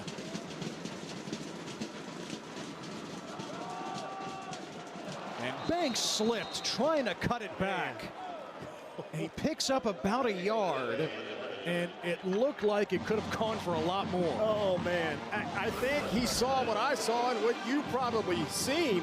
Watch this backside cut. There's nobody there, right there. And if he could have kept his balance, he might hit his head on that pylon in the top of the end zone up here, and he knows it too. Might have hurt himself too at the same time. So Banks comes out, Jordan Vaughn right back in, and it's 3rd and 9 for Abilene Christian. Well, here's the look we saw earlier in that first half where Vaughn scored on the touchdown. Earl stepping up, Vaughn delivers a block. Stone Earl cracked at the goal line, and it's a touchdown.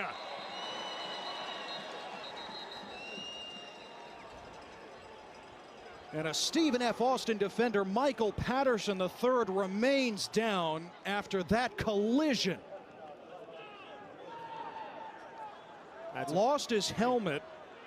It was ruled a touchdown by the official on the near side, but Patterson remains down. That was violent. That was violent there. That's...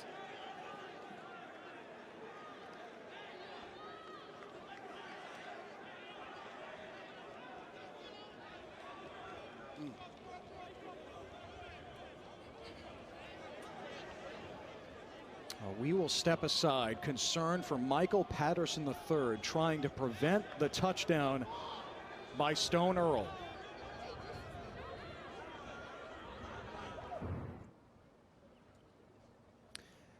Michael Patterson's teammates all on one knee, with medical staff on the field attending to Patterson, who was trying to keep Stone Earl, Abilene Christian's quarterback, out of the end zone, and just a violent collision at the goal line. It is a touchdown by Earl to make it 24-23, but LD, the stretcher on the field, and a lot of concern here in Nacogdoches. Yeah, this kind of makes football an afterthought for sure, because you're talking about a human being, and man, it just iterates how violent this game is and how lucky every single time you can walk off this field. And you know, it's never a situation that you can be prepared for. And as a football player, when you see your teammate like that, you got to get yourself mentally prepared. And that's the risk we take as football players, right? You go into every game going in there knowing the risk. So we'll take one look here with Earl taking off, and you'll see that Patterson was really the last line of defense, and Patterson lost his helmet in the process. And you saw immediately, his teammates just knew. Chance Sauter, the safety, said, come on out, you know, motioning to the trainers, get out here right now. And you can see on the other sideline, right? These guys, you know, it's a fraternity. You play football, you know that. You want to beat each other, you know, certainly, but at the same time, you want everybody to walk out of here upright. And the screen's up from SFA personnel to provide a little privacy in this moment. The trainers continue to work with Michael Patterson III, and we'll step aside.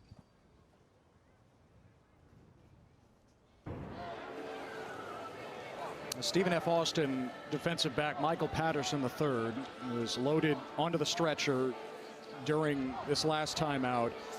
And LD, so good to see this. The thumbs up to the crowd that just erupted when they saw that. Absolutely. That is It's better than any touchdown that's going to be scored in this game today in this type of moment, and rightfully so. Everybody cheering that they got to see that.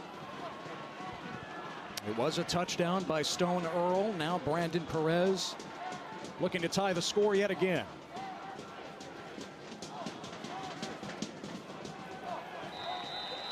And he does just that. So another outstanding drive that consumed a lot of clock by ACU, and they knot things up at 24. Yeah, I think it's an excellent game plan, and anytime you can shorten the game, keep the ball away from the opposing team's offense, but you still add points, that's the recipe of a team in the playoffs for one, but it also travels, and it's the way this team is built. They can run the football, and they did it on that drive, and they made some timely throws. And here we are knotted up again. Both these teams throwing their best punches at one another here this afternoon. On the Stephen F. Austin side, LD, how do you just as a person move forward in this moment after seeing one of your brothers be taken off the field like that? No, you know, it's one of the things that football players are just wired differently. And yes, to some people, it's how do you respond? But these guys are going to probably play a little bit more spirited now that one of their brothers has fallen. But they got the thumbs up. They should be juiced. Reese on the return, and he's chopped down at the 25-yard line. SFA struck so quickly on its opening drive of this third quarter. Yeah, the big play by Reese, 60 yards to open the half. Wembley punched it in. Both offenses with touchdowns to start the second half. Yeah, and this is what we've come to expect from either one of these teams. They're going to fight tooth and nail. I talked about at the beginning of the broadcast about how balanced and how evenly matched these two teams are, even though they do certain things a little bit different. Vidlac pressured, retreating, and he does get rid of it, but Zion Fonua bearing down on him. Man, that was trouble for Vidlac back at the 5. Well, I think they're going to talk about this. This may be intentional grounding. There was no intentional receiver. Yeah, there's the flag. It's going to be a loss of down. Intentional grounding. Number 15, offense. Lost it down at the spot of the foul. Second down. Just kept giving ground, LD, and again, within that pocket, and nobody around Vidlac just trying to get rid of it. Well, this is where that little Spider-Man sense of quarterback has got to go off. You got to get rid of it. That's not Vidlac's game. He cannot extend the plays when the protection is like this, right? Now you've got a jailbreak. Got to make that decision a split second earlier because field position and ball where you are is going to be paramount the rest of this game. Ends up as a 17-yard loss. So 2nd and 27. And Jalen Jenkins powers back to the 12. So about 4 yards there to bring up 3rd and 23. And how about defensive coordinator Nick Holt to show him a little bit something different on that last play with the sack or the intentional grounding. You know, they bring the pressure from a different angle, and sometimes that's all you need. And here we are now. It's 3rd down and a mile for the Lumberjacks offense.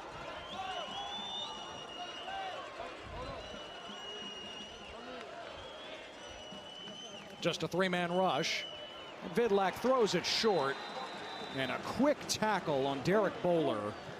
He didn't even reach the 20-yard line. Beg your pardon. Clayton Whalen came up with the catch. And Christian Oku, the true freshman from Midwest City, Oklahoma, made the tackle. So ACU with the quick stop on defense. And that's a great series by the Wildcats defense. One, pushing the offense out of position. And then on 3rd and long, they're going to allow you to complete a pass underneath because they're going to come up and make the tackle. And here's a great opportunity for the Wildcats again to get great field position. Posabon gets it away. Good punt. Tyson Williams on the return. And Williams stacked up at the 38. Well, the FCS playoffs continue with quarterfinal action next Friday and Saturday on ABC, ESPN, and ESPN+. For more information, visit NCAA.com, the home for all NCAA championships. Yes, the winner of this one reaches the quarterfinals. For Abilene Christian to be the first time in their 13-year history in the FCS, the Division I level. For Stephen F. Austin, trying to reach the quarterfinals for the first time since 2009. They'll play either Montana State or Yale. Right now, Montana State up 21-6 at home against Yale in the second round. I wouldn't be surprised here. You see a ton of Vaughn and Banks here running the football, controlling the game here. Earl taking a shot on first down, and an over-the-shoulder catch for Dallas Dudley. Stepping over Charles Demings, the future NFL draft pick, for 32 yards. You get the matchup you wanted, and Dudley does a nice job of getting on top of Demings. That's so rare against a quarterback with that elite level talent. And there is the step over at the end, and it's a perfect pass again by Earl, throwing it only where his guy can make that play. Treated Demings like Iverson did to Ron Lou in the finals 20-some-odd years ago. Earl, again a deep throw, this time to the end zone, and off the hands of Radrian Balltrip. Incomplete. Chance Sauter was back there defensively. Well, I just love the mindset of Coach Patterson and his offensive staff. They're like, hey, we are going to attack. This is a tie ball game. We're going to try and attack your safeties. We've been attacking your corners, and that's a fingertip away from being 6 points. As Balltrip there makes a great effort, but that pass just a little bit too far there.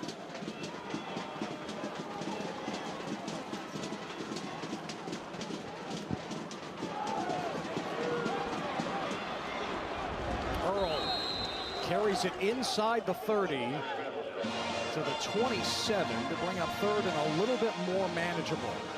He's so savvy, Earl, back there in the pocket. They bring a corner blitz or a nickelback blitz. He's coming untouched. But what does the quarterback do? Psych, I'm not throwing it. I'm going to keep it and just get something, right? I don't need to get all the yardage. I just need to keep positive momentum going. So instead of it being 3rd and 10, now you've got 3rd and 7. This is more manageable for an offense that's knocking on the door to get into the red area here. And ACU is within range for Brandon Perez. For what it's worth, Earl slings it. That's caught. Javon Gibson flagged down in the backfield. It's a first down as it stands to the 16. I think this is going to be rough in the passer. You can see Xavier Potts. He's sitting there saying, I don't know what I'm doing, but I think the officials certainly called it, Ted. Personal foul, roughing the passer, number 22, defense. Got distance to the goal from the end of the run, automatic. First down. Now, of course, added to the end of the play, Xavier Potts, the defensive tackle who made some plays in the first half, is the culprit here. Yeah, and it's not so much of how late the hit was. I think it was bang, bang. It's the fact that he stayed high at the quarterback's head. And that's what they're calling, because he is a defenseless player. Got to learn to pull up, and I know it's so hard to do for these big guys. So 1st and goal at the 8 with the penalty. Earl swings it to the motion man, J.J. Henry. Henry weaving inside the 5. The former Ole Miss Rebel tackled by Jalen Mayo. It's a gain of 4. Oh, they come with the half-orbit motion. And it looks like he's going to go all the way across the formation, but then he goes back the other way, and it's all about outflanking the defense. And this is one of the better players in the country, in my opinion, J.J. Henry in open space. Making this defense chase, Ted. That's what you need to do. Make them have to chase you. Talk about a former Under Armour All-American in high school from McKinney, Texas, north of Dallas. 2nd and goal. Earl under center. The toss to Vaughn. And Vaughn submarined at the 5. Flag thrown from behind the play. Reddick and Southard made the tackle. Yeah, I think they're going to get George French the number second 77 with the hold here. Offense, he just basically 10-yard penalty, 2nd down. Yeah, it was a takedown. it was WWE. but they go with that imbalanced formation, and they've done this throughout the entire year. It's all about creating matchups, and there's the takedown right there. Easy call for the officials.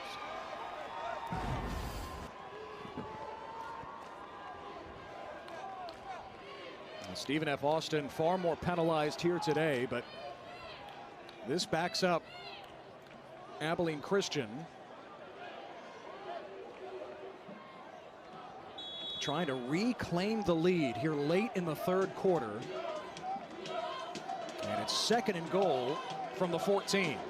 You know, they've really been doing a nice job with their formations. They've been able to motion, and it's been able to get this defense a little bit off their marks and create a little bit of uncertainty. And for an offense, that's all you need to do sometimes.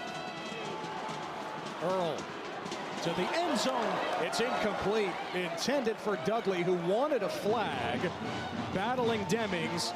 And of course, the talk back and forth.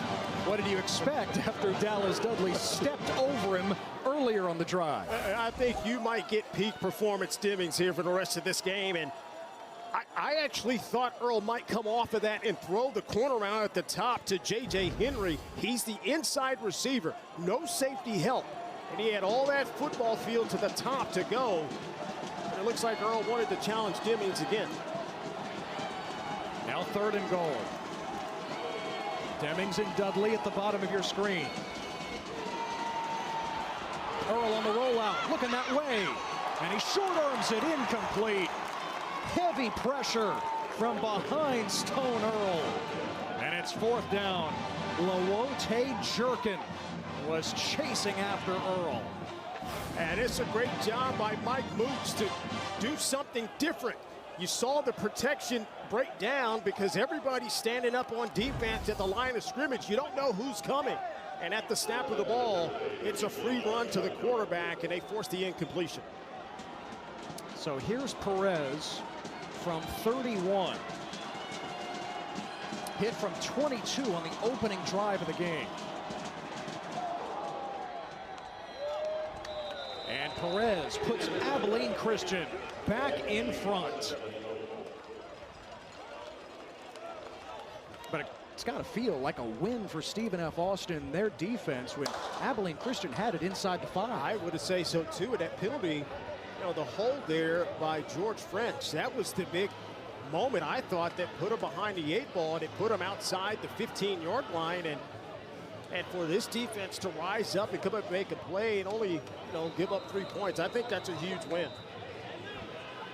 The winner of this one heads to the quarterfinal round in the FCS playoffs, which have been turned on their head here today because the #1 seed, the defending champion, the champion 10 times in the last 14 years, North Dakota State, falling at home to Illinois State, 29-28. Just the shocker of all shockers here in the FCS. The dynasty of the Bison wrecked today in what was also a rematch, just like what we have here in Nacogdoches. I love this game, man. Anything can happen on this gridiron.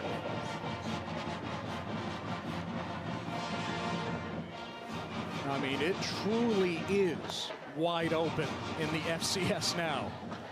Again, the winner of this one will play either Montana State or Yale. Montana State in control of that one in the 4th quarter, 21-6 over Yale. Again, quarterfinal round either Friday or Saturday to be determined. We'll find out later tonight or tomorrow. And if it is Montana State, either SFA or ACU will make the trip north to Bozeman.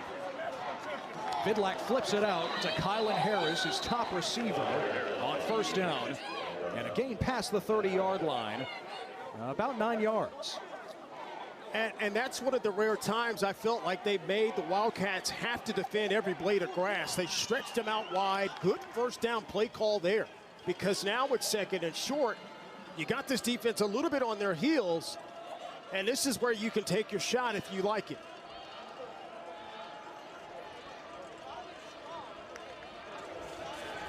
Vidlak might take that shot. Nope, underneath. It's caught by Isaiah Davis. And Davis with a first down. Short gain, but he moves the sticks against Will Schaefer. Now Isaiah Davis, nice size receiver, 6'1", 195 pounds, senior. A nice complement in this group of very talented receivers for the Lumberjacks. His third year with SFA after 3 years at UTSA in the FBS. Vidlak hit, and he's dropped. A sack back inside the 35. Cortland Rusall, the defensive tackle who the coaches say has improved as much as anyone on defense this year. His measurables jump off the chart, but even more impressive is his motor, because he continues on his path and he loops around. And again, for a defensive coordinator not to have to bring pressure, and he can get home with his 4 guys up front, that is an added bonus to this defensive onslaught here. Stephen F. Austin doesn't have to snap it here at the end of the third. And doesn't look like they will. On to the fourth quarter here in Nacogdoches. This rematch between Stephen F. Austin and Abilene Christian from week 2, 3 months ago to the day. Now to the second round of the FCS playoffs. And it's a 1-score game here in the Piney Woods. Abilene Christian on the road, up by 3.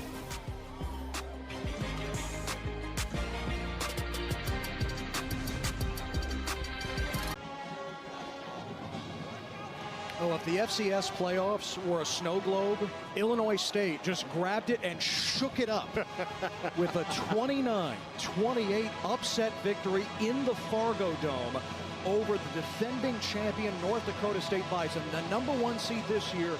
The Bison own the FCS, 10 national titles in the last 14 years.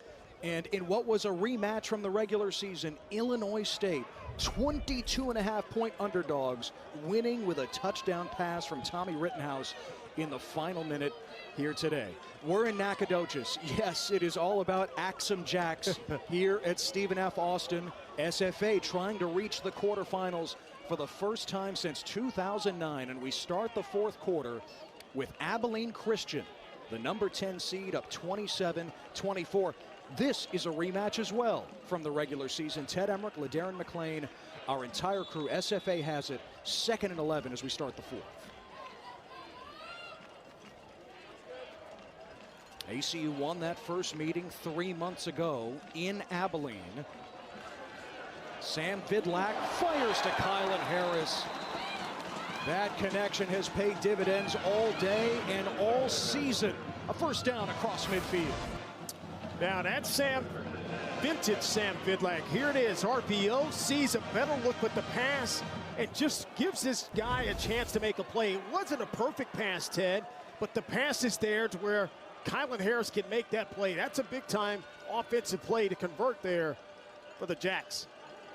Vidlak has thrown for more than 200 yards, a couple of touchdowns. SFA had a 14-3 lead in the first half. It was tied at halftime, 17-all. Vidlak again testing the ACU secondary, broken up, but 2 flags. Derek Bowler the target. Jocelyn Malaska was there draped on Bowler. I love the fact that even on both sides that we got a receiver down and Bowler remains down. Bowler, these defensive backs are rising up and challenging the receivers back. And you know, we talked about ACU challenging the talent defensive backs of the Lumberjacks. It's going the other way too. We just hope Bowler's okay. He did land awkwardly on the side there.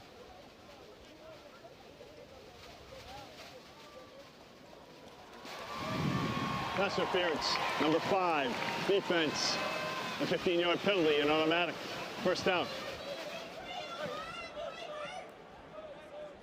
So they call Malaska for the pass interference. Yeah, here it is. These defensive backs are on islands, and that's a great route there by Bowler to get the inside position. And that might have looked like he just landed and got the air knocked out of him on that one there. Yeah, landed on top of him. And Yeah, good to see Bowler get up. Yeah, absolutely. Make his way to the sideline with little trouble. So a first down at the 32. Vidlac to the flat, and Wembley, the running back. And Wembley's got another first down, close to the 20-yard line. Tackled by Rashawn Miles Jr., SFA on the move. You know, there are a lot of quarterbacks, if you give them time, they're pretty good. But in this case, Sam Vidlac is just as good as anybody in the country if you give him time. Now they hand it to Jarrell Wembley. Breaking through the line. Wembley to the edge, and a flag down as he steps out at the 6. Maybe a hold. Well, you got Will Schaefer and Eric Gray kind of jawing at each other at the end of that play. Holding, number 14, offense, 10-yard penalty from the spot of the foul. First down. Yeah, Isaiah Davis, the receiver there on the perimeter. Yeah, and you got to have those types of blocking downfield on the perimeter by your receivers. Yeah, here it is again, going downfield and right there. Didn't really need to do anything. I thought the damage was done by Wembley just getting across the line of scrimmage into the next level of the defense. So back at the 20. Vidlac slings it to Davis. He commits the penalty, makes up for it with the catch. Ruled out of bounds, just shy of the first down marker. You got to be under control if you're that defensive back. In that case, Noah Mangum. He comes flying 100 miles an hour, but he's out of control. And then that allowed Isaiah Davis just to sidestep him and almost get to where he can get close to the first down. They're 3 yards short here. Vidlac to Kylan Harris for the first down, and it's 1st and goal for Stephen F. Austin. Harris just about impossible to cover today. Well, you have to play him heads up. Mostly defensive backs can kind of cheat to the inside, and they have enough speed to recover if the receiver goes out, but you have to play him heads up. But he's so crafty, Harris, and he can go inside and outside at the blink of an eye. On 1st and goal, Vidlac, the pirouette, and for Davis, it's over his head. Noah Mangum was stapled to him. Boy, I really like to look at that play. If he looks back to his right, Clayton Whalen's wide open in the end zone. A run a mesh concept, so you've got guys crossing in the middle of the field, and then you're going to sneak a receiver outside the back and maybe get a one-on-one jump ball, but he goes back and watch that tape. He's going to see Whalen pop wide open in the middle of the field.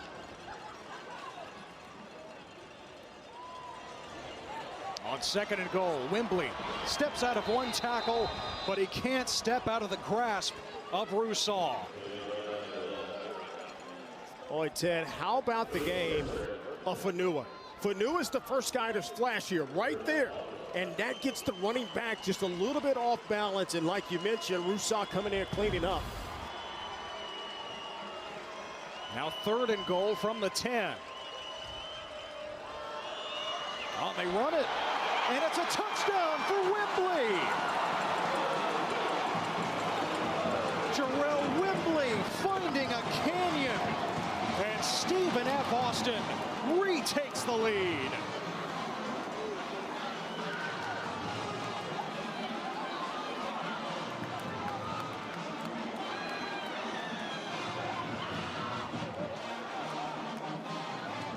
This offensive line starting to get their stride again. Not only in pass protection, but they've been able to gash this defense and block a hat on for a hat. Once again, the left side of the offensive line, the left guard, Jake Henry, the left tackle, Robert Keller, they do a masterful job of escorting Wembley into the end zone. And when you come into these piney woods, you better get ready to fight, because these lumberjacks can run right at you and over you into the end zone.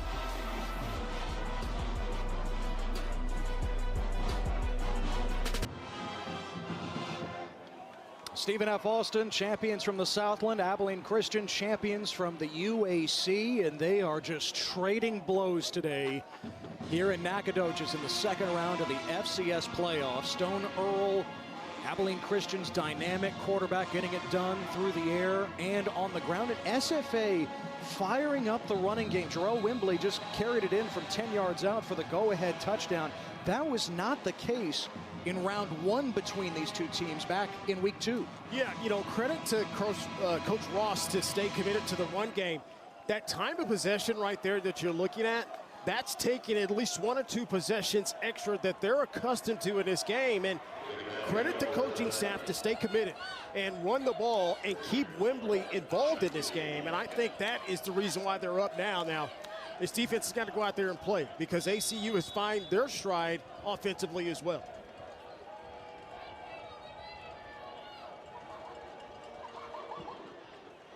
Jacob Hand, line drives it. Here is Radrian Baltrip.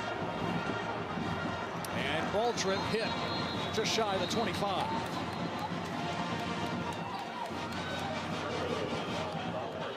You could argue this is why Stone Earl made his way back to Abilene Christian as a 6th-year senior. Remember, started his career at ACU before. He was essentially a backup the last 3 years, 2 of them at North Texas, last year at Marshall. This season, the opportunity to start, and this moment now in the 4th quarter of the postseason. And this is what you play for, right? It doesn't matter what level of football that you're at. You know, when you're a kid, all you want, especially if you grow up playing a quarterback, is being in this type of moments right now to where you've got a chance to advance your team in 4th quarter. And Earl keeps on 1st down. And Earl stopped just shy of the line to gain, a 9-yard pickup. Now, Ted, we talked about the off-script scrambles and off-script plays that Earl can do, but when they actually call quarterback draws, quarterback keepers, read options, that is the one thing I think this defense has not had an answer for. They don't have anybody spying on Earl, and right there he picks up 9 yards.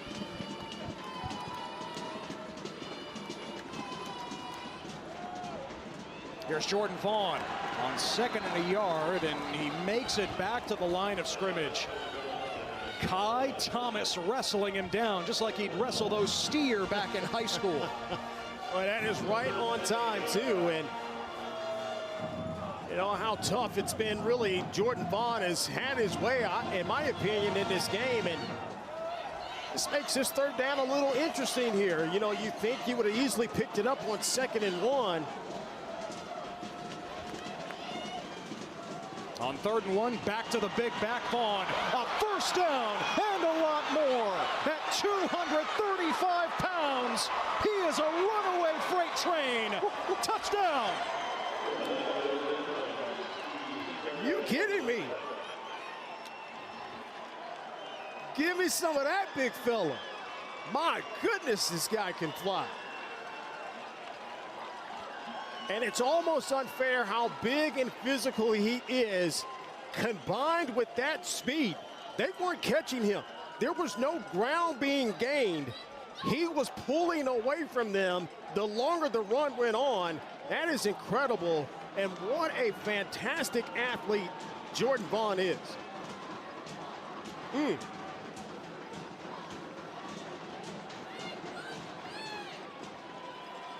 And Perez makes it a 3-point lead. Jordan Vaughn had 2 touchdowns the first time around against SFA this season. Try 3 now today.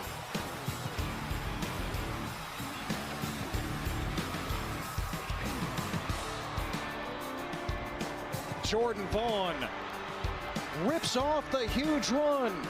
Abilene Christian on top. 4th quarter here in Nacogdoches.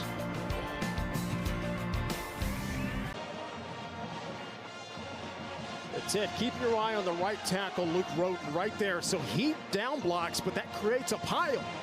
But look how athletic Jordan Vaughn is. He high steps it, but then he gets to top end speed.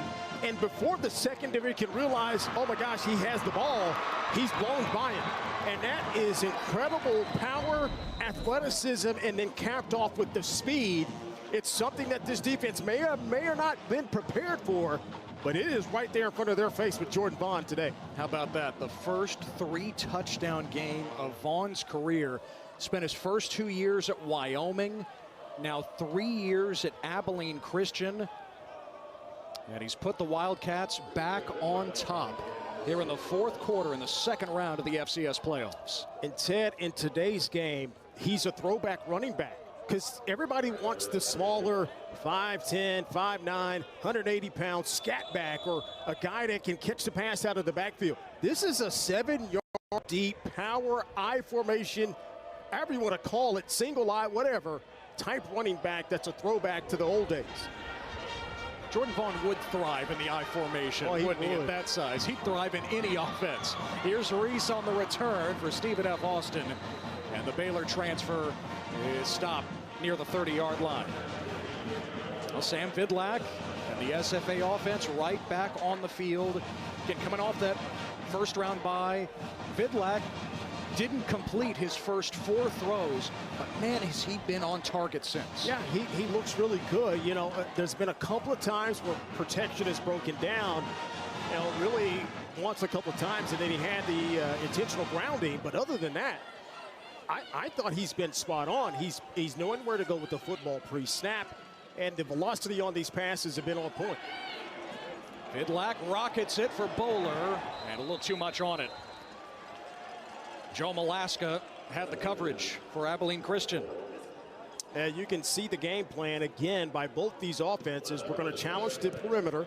We're going to throw the ball downfield. Even if we don't complete it, we want the defense to know that we are capable of doing that and backs them up a little bit. Then we can come to the inside to run or maybe underneath throws. Now the option pitch to Reese. And Richard Reese getting a block from Blaine Green, the receiver, picks up about 5 yards to bring up 3rd and 5. Yeah, that's a much better job as we got an offensive lineman down for the Jacks. Rayshon Miles Jr. did a better job that time of setting the edge.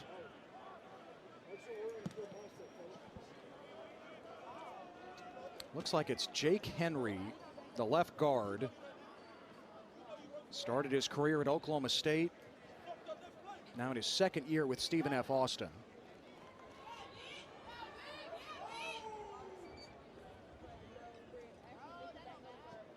Again, SFA lost their nickel corner Michael Patterson III earlier in this second half. He was stretchered off the field. And if we have any information to pass along from SFA officials, we will certainly relay it to you. But good to see Henry back up here. Yeah. He's had a nice game, too. He's been dominant. We talked about him on that left side. He's next to Robert Keller. He's been doing a fantastic job, and they've dominated. Now you've got to shuffle this offensive line around, and more times than not, Darren Rianco, they move him around as well. It'll be interesting to see how they set this adjustment, as they still have Seth Martin in the game as well. Yeah, because Chimdi Awiwu went down in the first half, the right tackle, so Henry out now as well. And it's 3rd and 5. Nick Holt and that ACU defense trying to come up with a stop. Blitz up the middle. It's handled. Vidlak, a deep shot. Harris has a step. He's got the catch. And Harris is down to the 10 as he barbecued Tyson Williams. And Ted, this might be the best pass of the game. Watch the pressure. Vidlak stands in there, knows he's about to take a shot, but throws an absolute dime. And it's on the money. And we talked about Harris and his ability to run any route on the route tree. That time he sacks the DB and the pass was on point. 55 yards to Kylan Harris. It's 1st and goal for the Lumberjacks.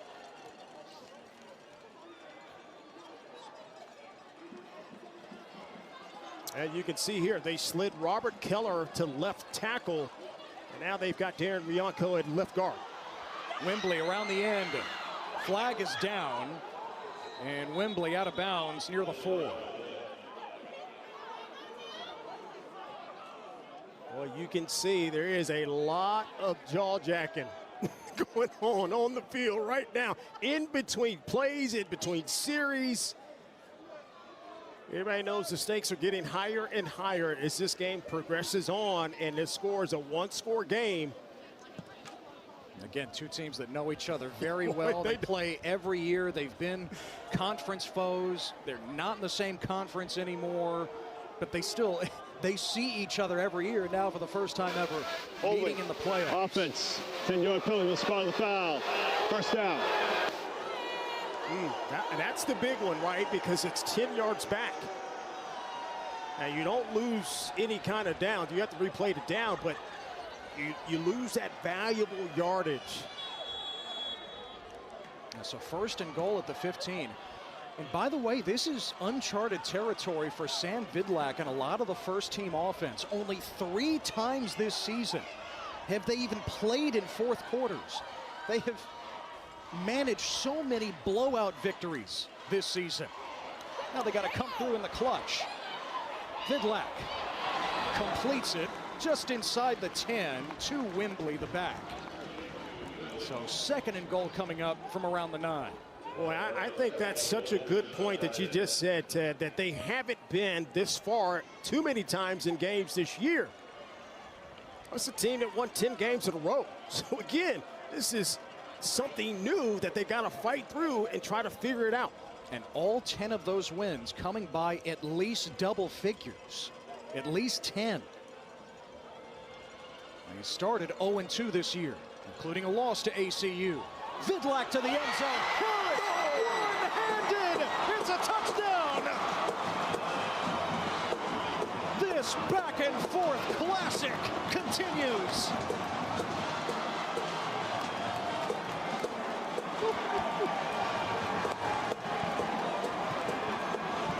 Hey, that's on Sports Center. I don't care. That's the catch right there. That's the moment.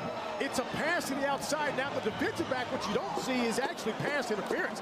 It held it, but you can see how acrobatic and athletic he is to contort his body the opposite way and figure out a way, Ted, to hold on to that thing. That's one of the better plays I've seen all season long, and I've seen a lot of football this year, but that right there in this moment, that's pretty good, and that's on top for sure. Harris's 10th touchdown of the season. One to remember. He doesn't need 2 hands, LD. No, he doesn't. All he's saying, man, all I need is a chance. Give me that. I'll take 6. Thank you very much.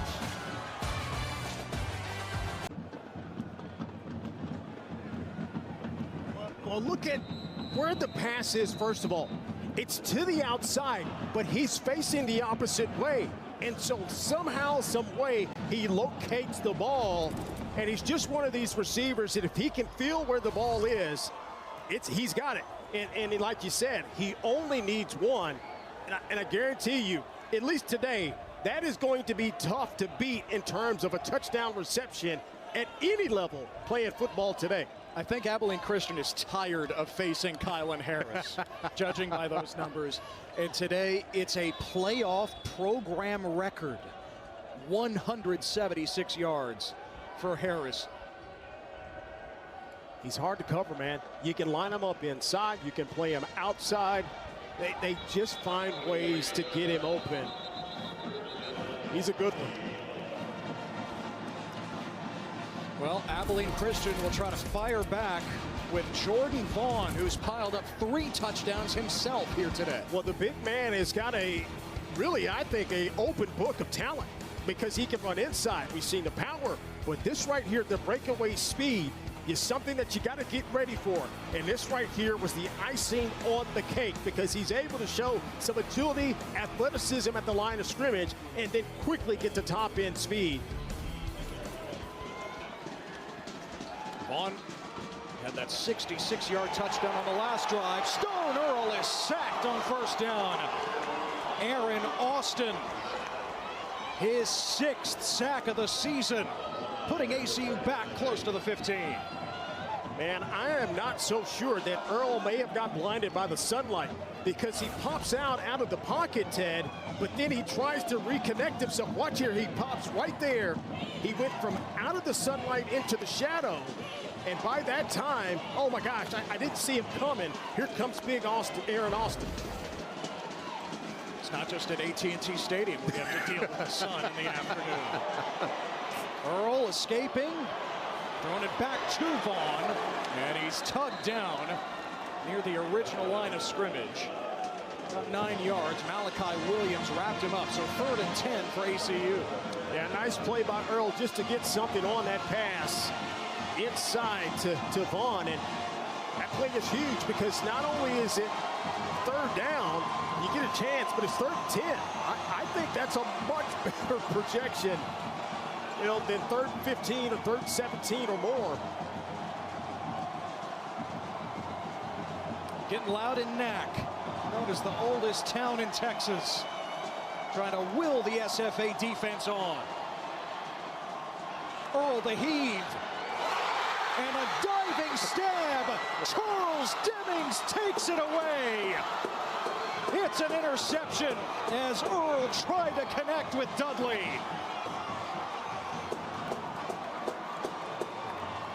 The first takeaway of the game by either team. Now this defense has had 20 takeaways on the season and been a +5 turnover margin as a team. And this shows you how elite Demings is. You play with fire, the saying goes, you're going to eventually get burned at some point in time. Now, here's the good side of that for ACU. Yes, it is an interception, but it was 3rd and long. You threw the ball downfield, so it's looked upon as a short punt. That's how you have to twist these things, but nonetheless, momentum still on the side of the Lumberjacks as they get a takeaway. And there's a reason Charles Demings is going to get his name called come April for the NFL draft. Wembley on 1st down. He tunnels past the 45-yard line, tackled by Schaefer. Man, Demings and Dudley have been going at it all game long, and Demings wins that matchup. It's such a critical moment. You know, and as a defensive back, I don't know how, you know, I care how good you are. You're going to win some, you're going to lose some. But it's about staying the course. Demings certainly has that, and he stayed the course, and he got rewarded with that last pick. Bidlack, the short pass to Harris. The record-setting day, Harris adding to his total, and he's tackled right near the marker by Rashawn Miles Jr. So 3rd and short. I love the fact that Bidlack changes his arm angle there to get that pass out of the flats. And now the direct snap to Wembley, and Wembley carves his way through the ACU defense for a 1st down. We're approaching the 5-minute mark here.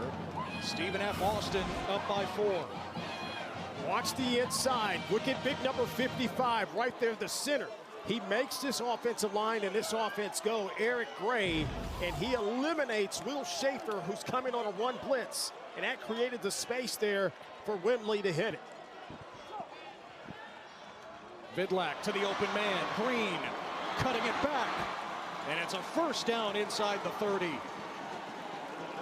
Noah Mangum had the assignment for Abilene Christian. SFA moves the chains again. Really nice job here recognizing the defense. They're playing soft on the outside. Let's raise up and throw the hitch. 1st down completion. Let's move the chains and make these defensive backs have to come up and tackle. Again, a spot in the quarterfinals at stake. The winner will head to Bozeman to play Montana State, a 21-13 winner over Yale today. Wembley twisted down after a short gain. Rashawn Miles Jr., one of the best defensive players in the FCS, makes the tackle. Now under 4 minutes to go. Well, you said it. That is a heck of a job by Miles to come all the way behind the formation and make that play. Now, Vidlac named the Offensive Player of the Year in the Southland for a reason. A much different story from 3 months ago to the day in that loss to Abilene Christian, from 3 turnovers to 3 touchdowns.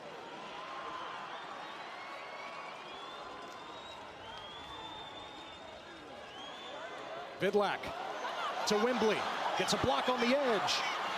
Wembley, a 1st down, and it's 1st and goal for the Jacks. Such a great play call here. You're anticipating the pressure of the defense. The run action is just giving the receiver time on the screen, and they set it up nicely. And then you get blocking, and we know how good Wembley can be in the open field. All about timing when you call certain plays, especially when you're trying to cap a game off. They go into their 4-minute offense, and it's not a passive play call. It's just strategically calling the right plays at the right time to kind of milk this thing away and then cap it off with a score. It is the ultimate danger zone for ACU right now. Wembley hit at the line by Miles.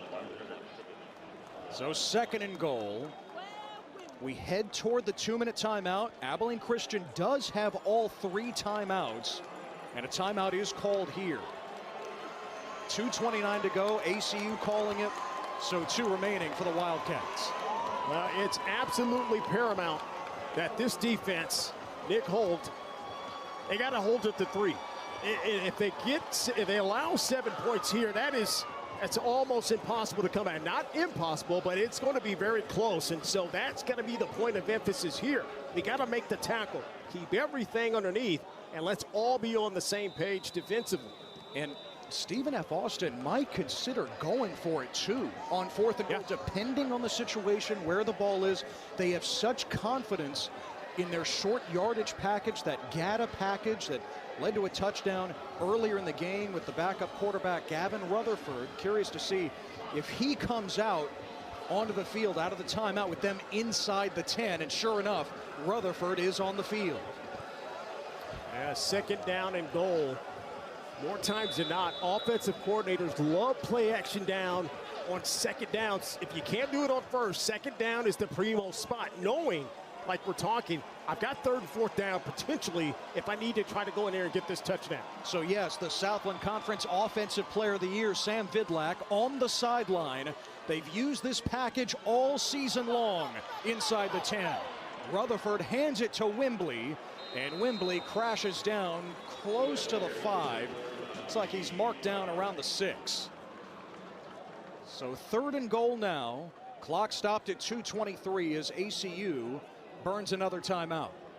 Yeah, you see that they're trying to burn these timeouts before they get to that game stoppage at the 2-minute mark, trying to preserve as much time as they can for their offense whenever they get the ball back.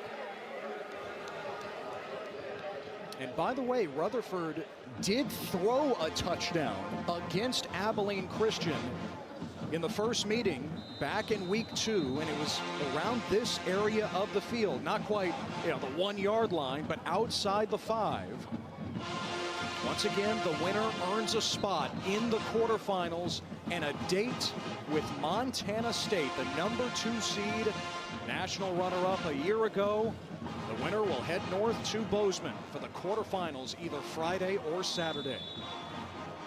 Well, I believe both these teams are built to travel. We're seeing a little bit of that here today. Obviously, ACU coming on the road, making this a dogfight. But we got business to take care of now. So Vidlac is back on the field for 3rd and goal. So out of the GATA package and back into the hands of their veteran quarterback. They hand it, and stuffed. Wembley going nowhere. Will Schaefer and Chris Wright driving him back. Okay, Ted, what you feeling here? Here it is, inside. It's just a little bit of a missed block there. You can see the frustration there. Big number 74. He missed the block, and that allowed penetration by the defense. Takes it down to the 2-minute timeout. 4th and goal from the 8 for Stephen F. Austin. And we'll find out who is in the 12-team playoff tomorrow on ESPN. First round getting underway on the 19th and the 20th here in the FCS playoffs. In the 2nd round, out of the 2-minute timeout, really no hesitation from Colby Carthel and Stephen F. Austin. They're sending the field goal unit out. It's 4th and goal at the 8, which takes any decision really out of their hands. You got to kick it, right? I completely agree. Make this a 7-point lead if you can help it. And then make this, make Abilene Christian have to do something incredible to drive the length of the field that you hope and get a 2-point conversion to beat you. Carlos Alvarado from Venezuela, second team All-Southland as the place kicker. Of course, Jacob Hand had the 48-yard field goal, the bigger leg, right before halftime. But here, from 26 yards, Alvarado trying to make it a 7-point lead.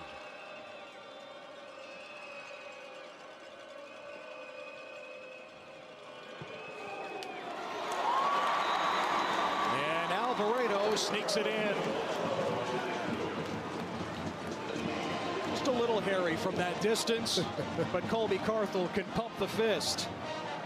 Yeah. Hey, but job one done for the Wildcats defense. They absolutely have to have, at worst, that result happen for them to have a chance. If they allow a touchdown, man, it's going to be uphill at the highest amount. But at least you got a fighting chance here. You can go down here and tie it up, and if you feel really lucky, you can get in the end zone and go for 2. You might sneak out of here with the win. First things first. Yeah. Trying to drive against one of the premier defenses in the FCS. Not that it has been a lot of trouble for Abilene Christian offensively today against that SFA defense that's not just top 5, but seemingly top 2 or 3 in just about every category on defense. It's a good group, and they're very athletic. They're very obviously talented, and they play together as a unit, but they've got arguably their biggest moment of the season going on now. If they can hold the Wildcats off the board here. Well, ACU to start from the 25. This game, LD, has featured 8 lead changes, just back and forth and back and forth. Well, we kind of expected that. These two teams so evenly matched. These players can rise up at different moments. You've got Wembley getting in a couple of times, and now we're seeing the big runs of Jordan Vaughn. He steps up, and then arguably the most incredible catch you'll see there by Kylan Harris. And it all comes down here to the final drive of the game. And needing a touchdown, 75 yards away. 1:56 to go and just 1 timeout left. Of course, the clocks will stop momentarily with a first down here inside of 2 minutes. Stone Earl, the 6th-year senior, with a flag down from behind him, hooks up with Radrian Baltrip for the first down to the 41, but check the marker back at the 15. I think they're going to get Luke Roten for holding here. Holding, number 62. Offense, 10-yard penalty from previous spot. First down. You nailed it. Well, he's got a tough matchup. He's going against Kai Thomas. Here it is. Thomas fakes inside and then goes outside, and just a bull rush, and all Roten can do was just pull him down with him. Boy, that is tough to block. When you see Kai Thomas, he looks like he's going to beat you to the inside, but then he goes around, but then he starts to run over you. That's a tough, tough task for either one of these tacklers. Ball set, clock running now. 1:35 and counting. Earl, a missile. Incomplete for Dudley, who had the step on Davion Hargrove and Aaron Sears. Yeah, you got to start thinking about yardage here, because you can't make a living with 2nd and 20, a 3rd and 20. And they try to test Hargrove, who's come into the game. First time we really called his number today. He's in for Charles Demings right now, who had the interception on the previous drive. So Demings not on the field for Colby Carthel's defense. 2nd and 20. Earl again to Dudley, and this time it's a catch. And out of bounds, clock stops with Dudley to the 24. And as an offense, you've got plenty of time. You've got that 1 timeout. It's not necessarily the time. You've got to think yardage. So now you've got to come up with some chunk plays. And we've seen it enough times, Ted. It's 3rd and 11. You may not get all the yardage here, but you need to at least get half of the yardage. So if it does get to 4th down, you've got a more manageable situation then. On 3rd and 11, Earl cannot escape. Cowboy Kai Thomas lassos Earl down, and it's 4th down. Clock still rolling. ACU right back over the ball. Season hanging in the balance. And Stephen F. Austin calls a timeout. 36. With exactly 60 seconds remaining. Back to the sack. Well, you know what? Coach Moot said, hey, Kai Thomas is a coordinator on the field, and he's the only one that snuffs this play out. That's the play that's been killing them the entire game, is the quarterback draw, and there he is. Kai Thomas recognizing that, sensing it, and then making the play. Thomas graduated from SFA 2 years ago. He thought he was done with football. He had a job with a company that made monuments and headstones. Colby Carthel stopped by that office in his hometown of Elkhart, Texas, about 60 miles to the west. Said, Kai, you want to come back? We want you. And Kai Thomas didn't need much convincing. Oh yeah, I still have eligibility. Okay, you have room for me, great. They moved him from defensive tackle to defensive end. He slimmed down a little bit, and man, has it paid off. He's the prototypical defensive end. The way that he's built, his athleticism, we talk about that a number of times. These defensive players are very athletic, and the IQ certainly off the charts. Here's the season for Abilene Christian. 4th and 12. Well, it's all going to be predicated on what this middle safety does. If you're Earl, you've got to read him. You got to take your shot. Earl has time on the move. And the pass deflected, incomplete. Jaden Southard got a hand on it. And he's gonna send the Lumberjacks to the FCS Quarter Finals for the first time in 16 years.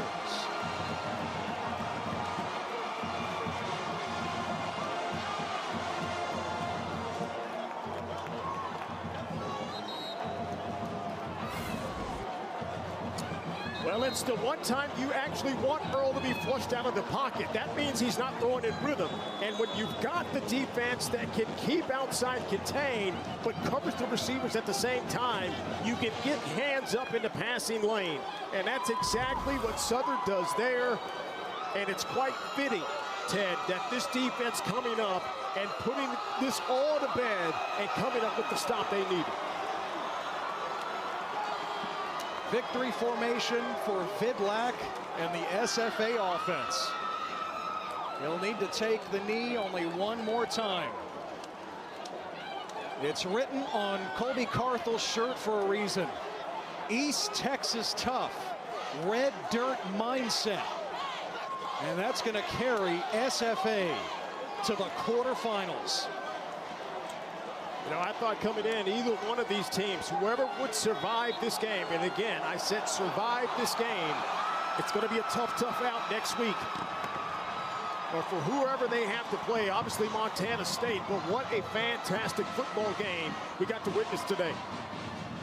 It is payback for the Jacks from the loss to Abilene Christian in week 2, 3 months ago.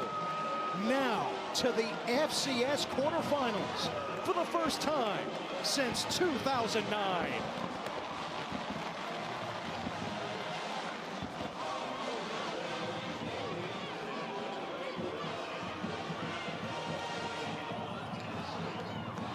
A landmark win for the Lumberjacks here at home. 41-34. As SFA moves on to the FCS quarterfinals to match up with the 2 seed, the Montana State Bobcats in Bozeman, either Friday or Saturday. Wow. Yeah, that's going to be a fantastic matchup. But man, I'm telling you what, man, this is awesome to watch. We talked about the respect that either one of these teams had for one another. And man, it came down to the wire. These two teams put on a show today.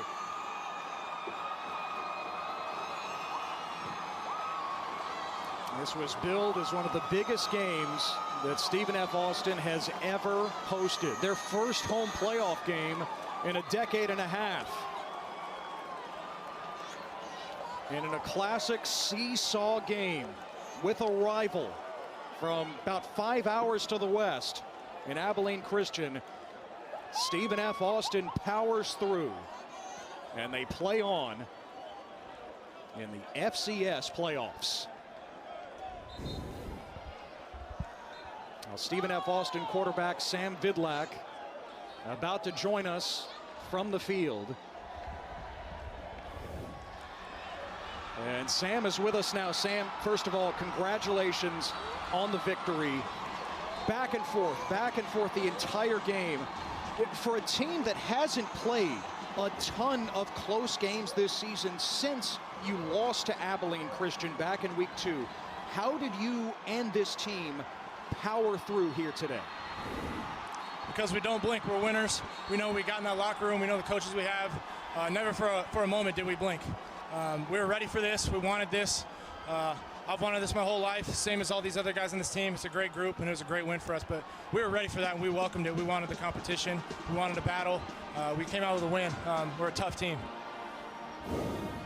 Hey, Sam, this is Ladarian, an analyst for the game today. It looks like you guys wanted to challenge these defensive backs on the perimeter, and Kylan Harris had a phenomenal game, but it looked like the mindset was to attack, and you guys didn't let off the gas pedal. Yeah, never timid, always attack. That's one of our mottos here, and I believe in all those guys we got on the offense. The O-line did a great job today, running backs, tight ends, and like you're talking about, those receivers are great playmakers, and they're dynamic. And anytime you have Kylan Harris to throw to, it's a great option. So I'm proud of our guys and how we responded to adversity, back and forth all game. We were the tougher team, and we found a way to win, and I'm fired up about it. Sam, you and your team are now on to the FCS quarterfinals. This is a spot that Stephen F. Austin has not been since 2009. What makes this team so special that it's making that kind of history? I think it's the love in the locker room we have for one another. It's such a tight-knit group. We all made a commitment to come back after last season. We felt like we had unfinished business, and everybody came back. Everybody believed in what we had. We worked for it. We're continuing to work. We're chasing our dreams, and it's a great group, great coaches. So fired up about these fans today. This is a great showing for us, and just a special day for SFA. Really just proud to be a Lumberjack. Enjoy the celebration, Sam. Thanks so much for the time. Thank you. Appreciate you guys. Sam Vidlak, the 3-touchdown performance here today. He was on target. Yeah, and it all started with a simple thing. I thought the first quarter, the first run play that he did, and once he got out and running, he started to light them up with his arm. And then he started to exploit the matchups. And if you get players like Kylan Harris to make catches like that, you've got a fighting chance. And I thought they took advantage of what the defense was giving them, and Vidlak was on point whenever he needed to be. Vidlak, 3 turnovers in that loss to ACU back in week 2, and 3 touchdown passes here today as SFA avenges that loss and moves on to the quarterfinals to play Montana State. Yeah, this was a great one. And I say it again just a few minutes ago, whoever came out of this game was going to be a tough out against whoever they played next week. And man, I hate either one had to lose, but credit to Stephen F. Austin to battle their way. And we say it's avenging the loss. They may not say it, but again, they battled away, and hats off to them to advance. And credit to Abilene Christian for the season that they had as well. That's a good football team on the other side, too. It'll be SFA and Montana State in Bozeman in the quarterfinals next week. Of course, remember, the FCS second round continues tonight on ESPN2, 10 Eastern, 9 Central, Rhode Island and UC Davis. Here in Nacogdoches, SFA moves on with a 41-34 victory over Abilene Christian. Now for Ladarian McClain and our entire crew, Ted Emmerich saying so long from the Piney Woods.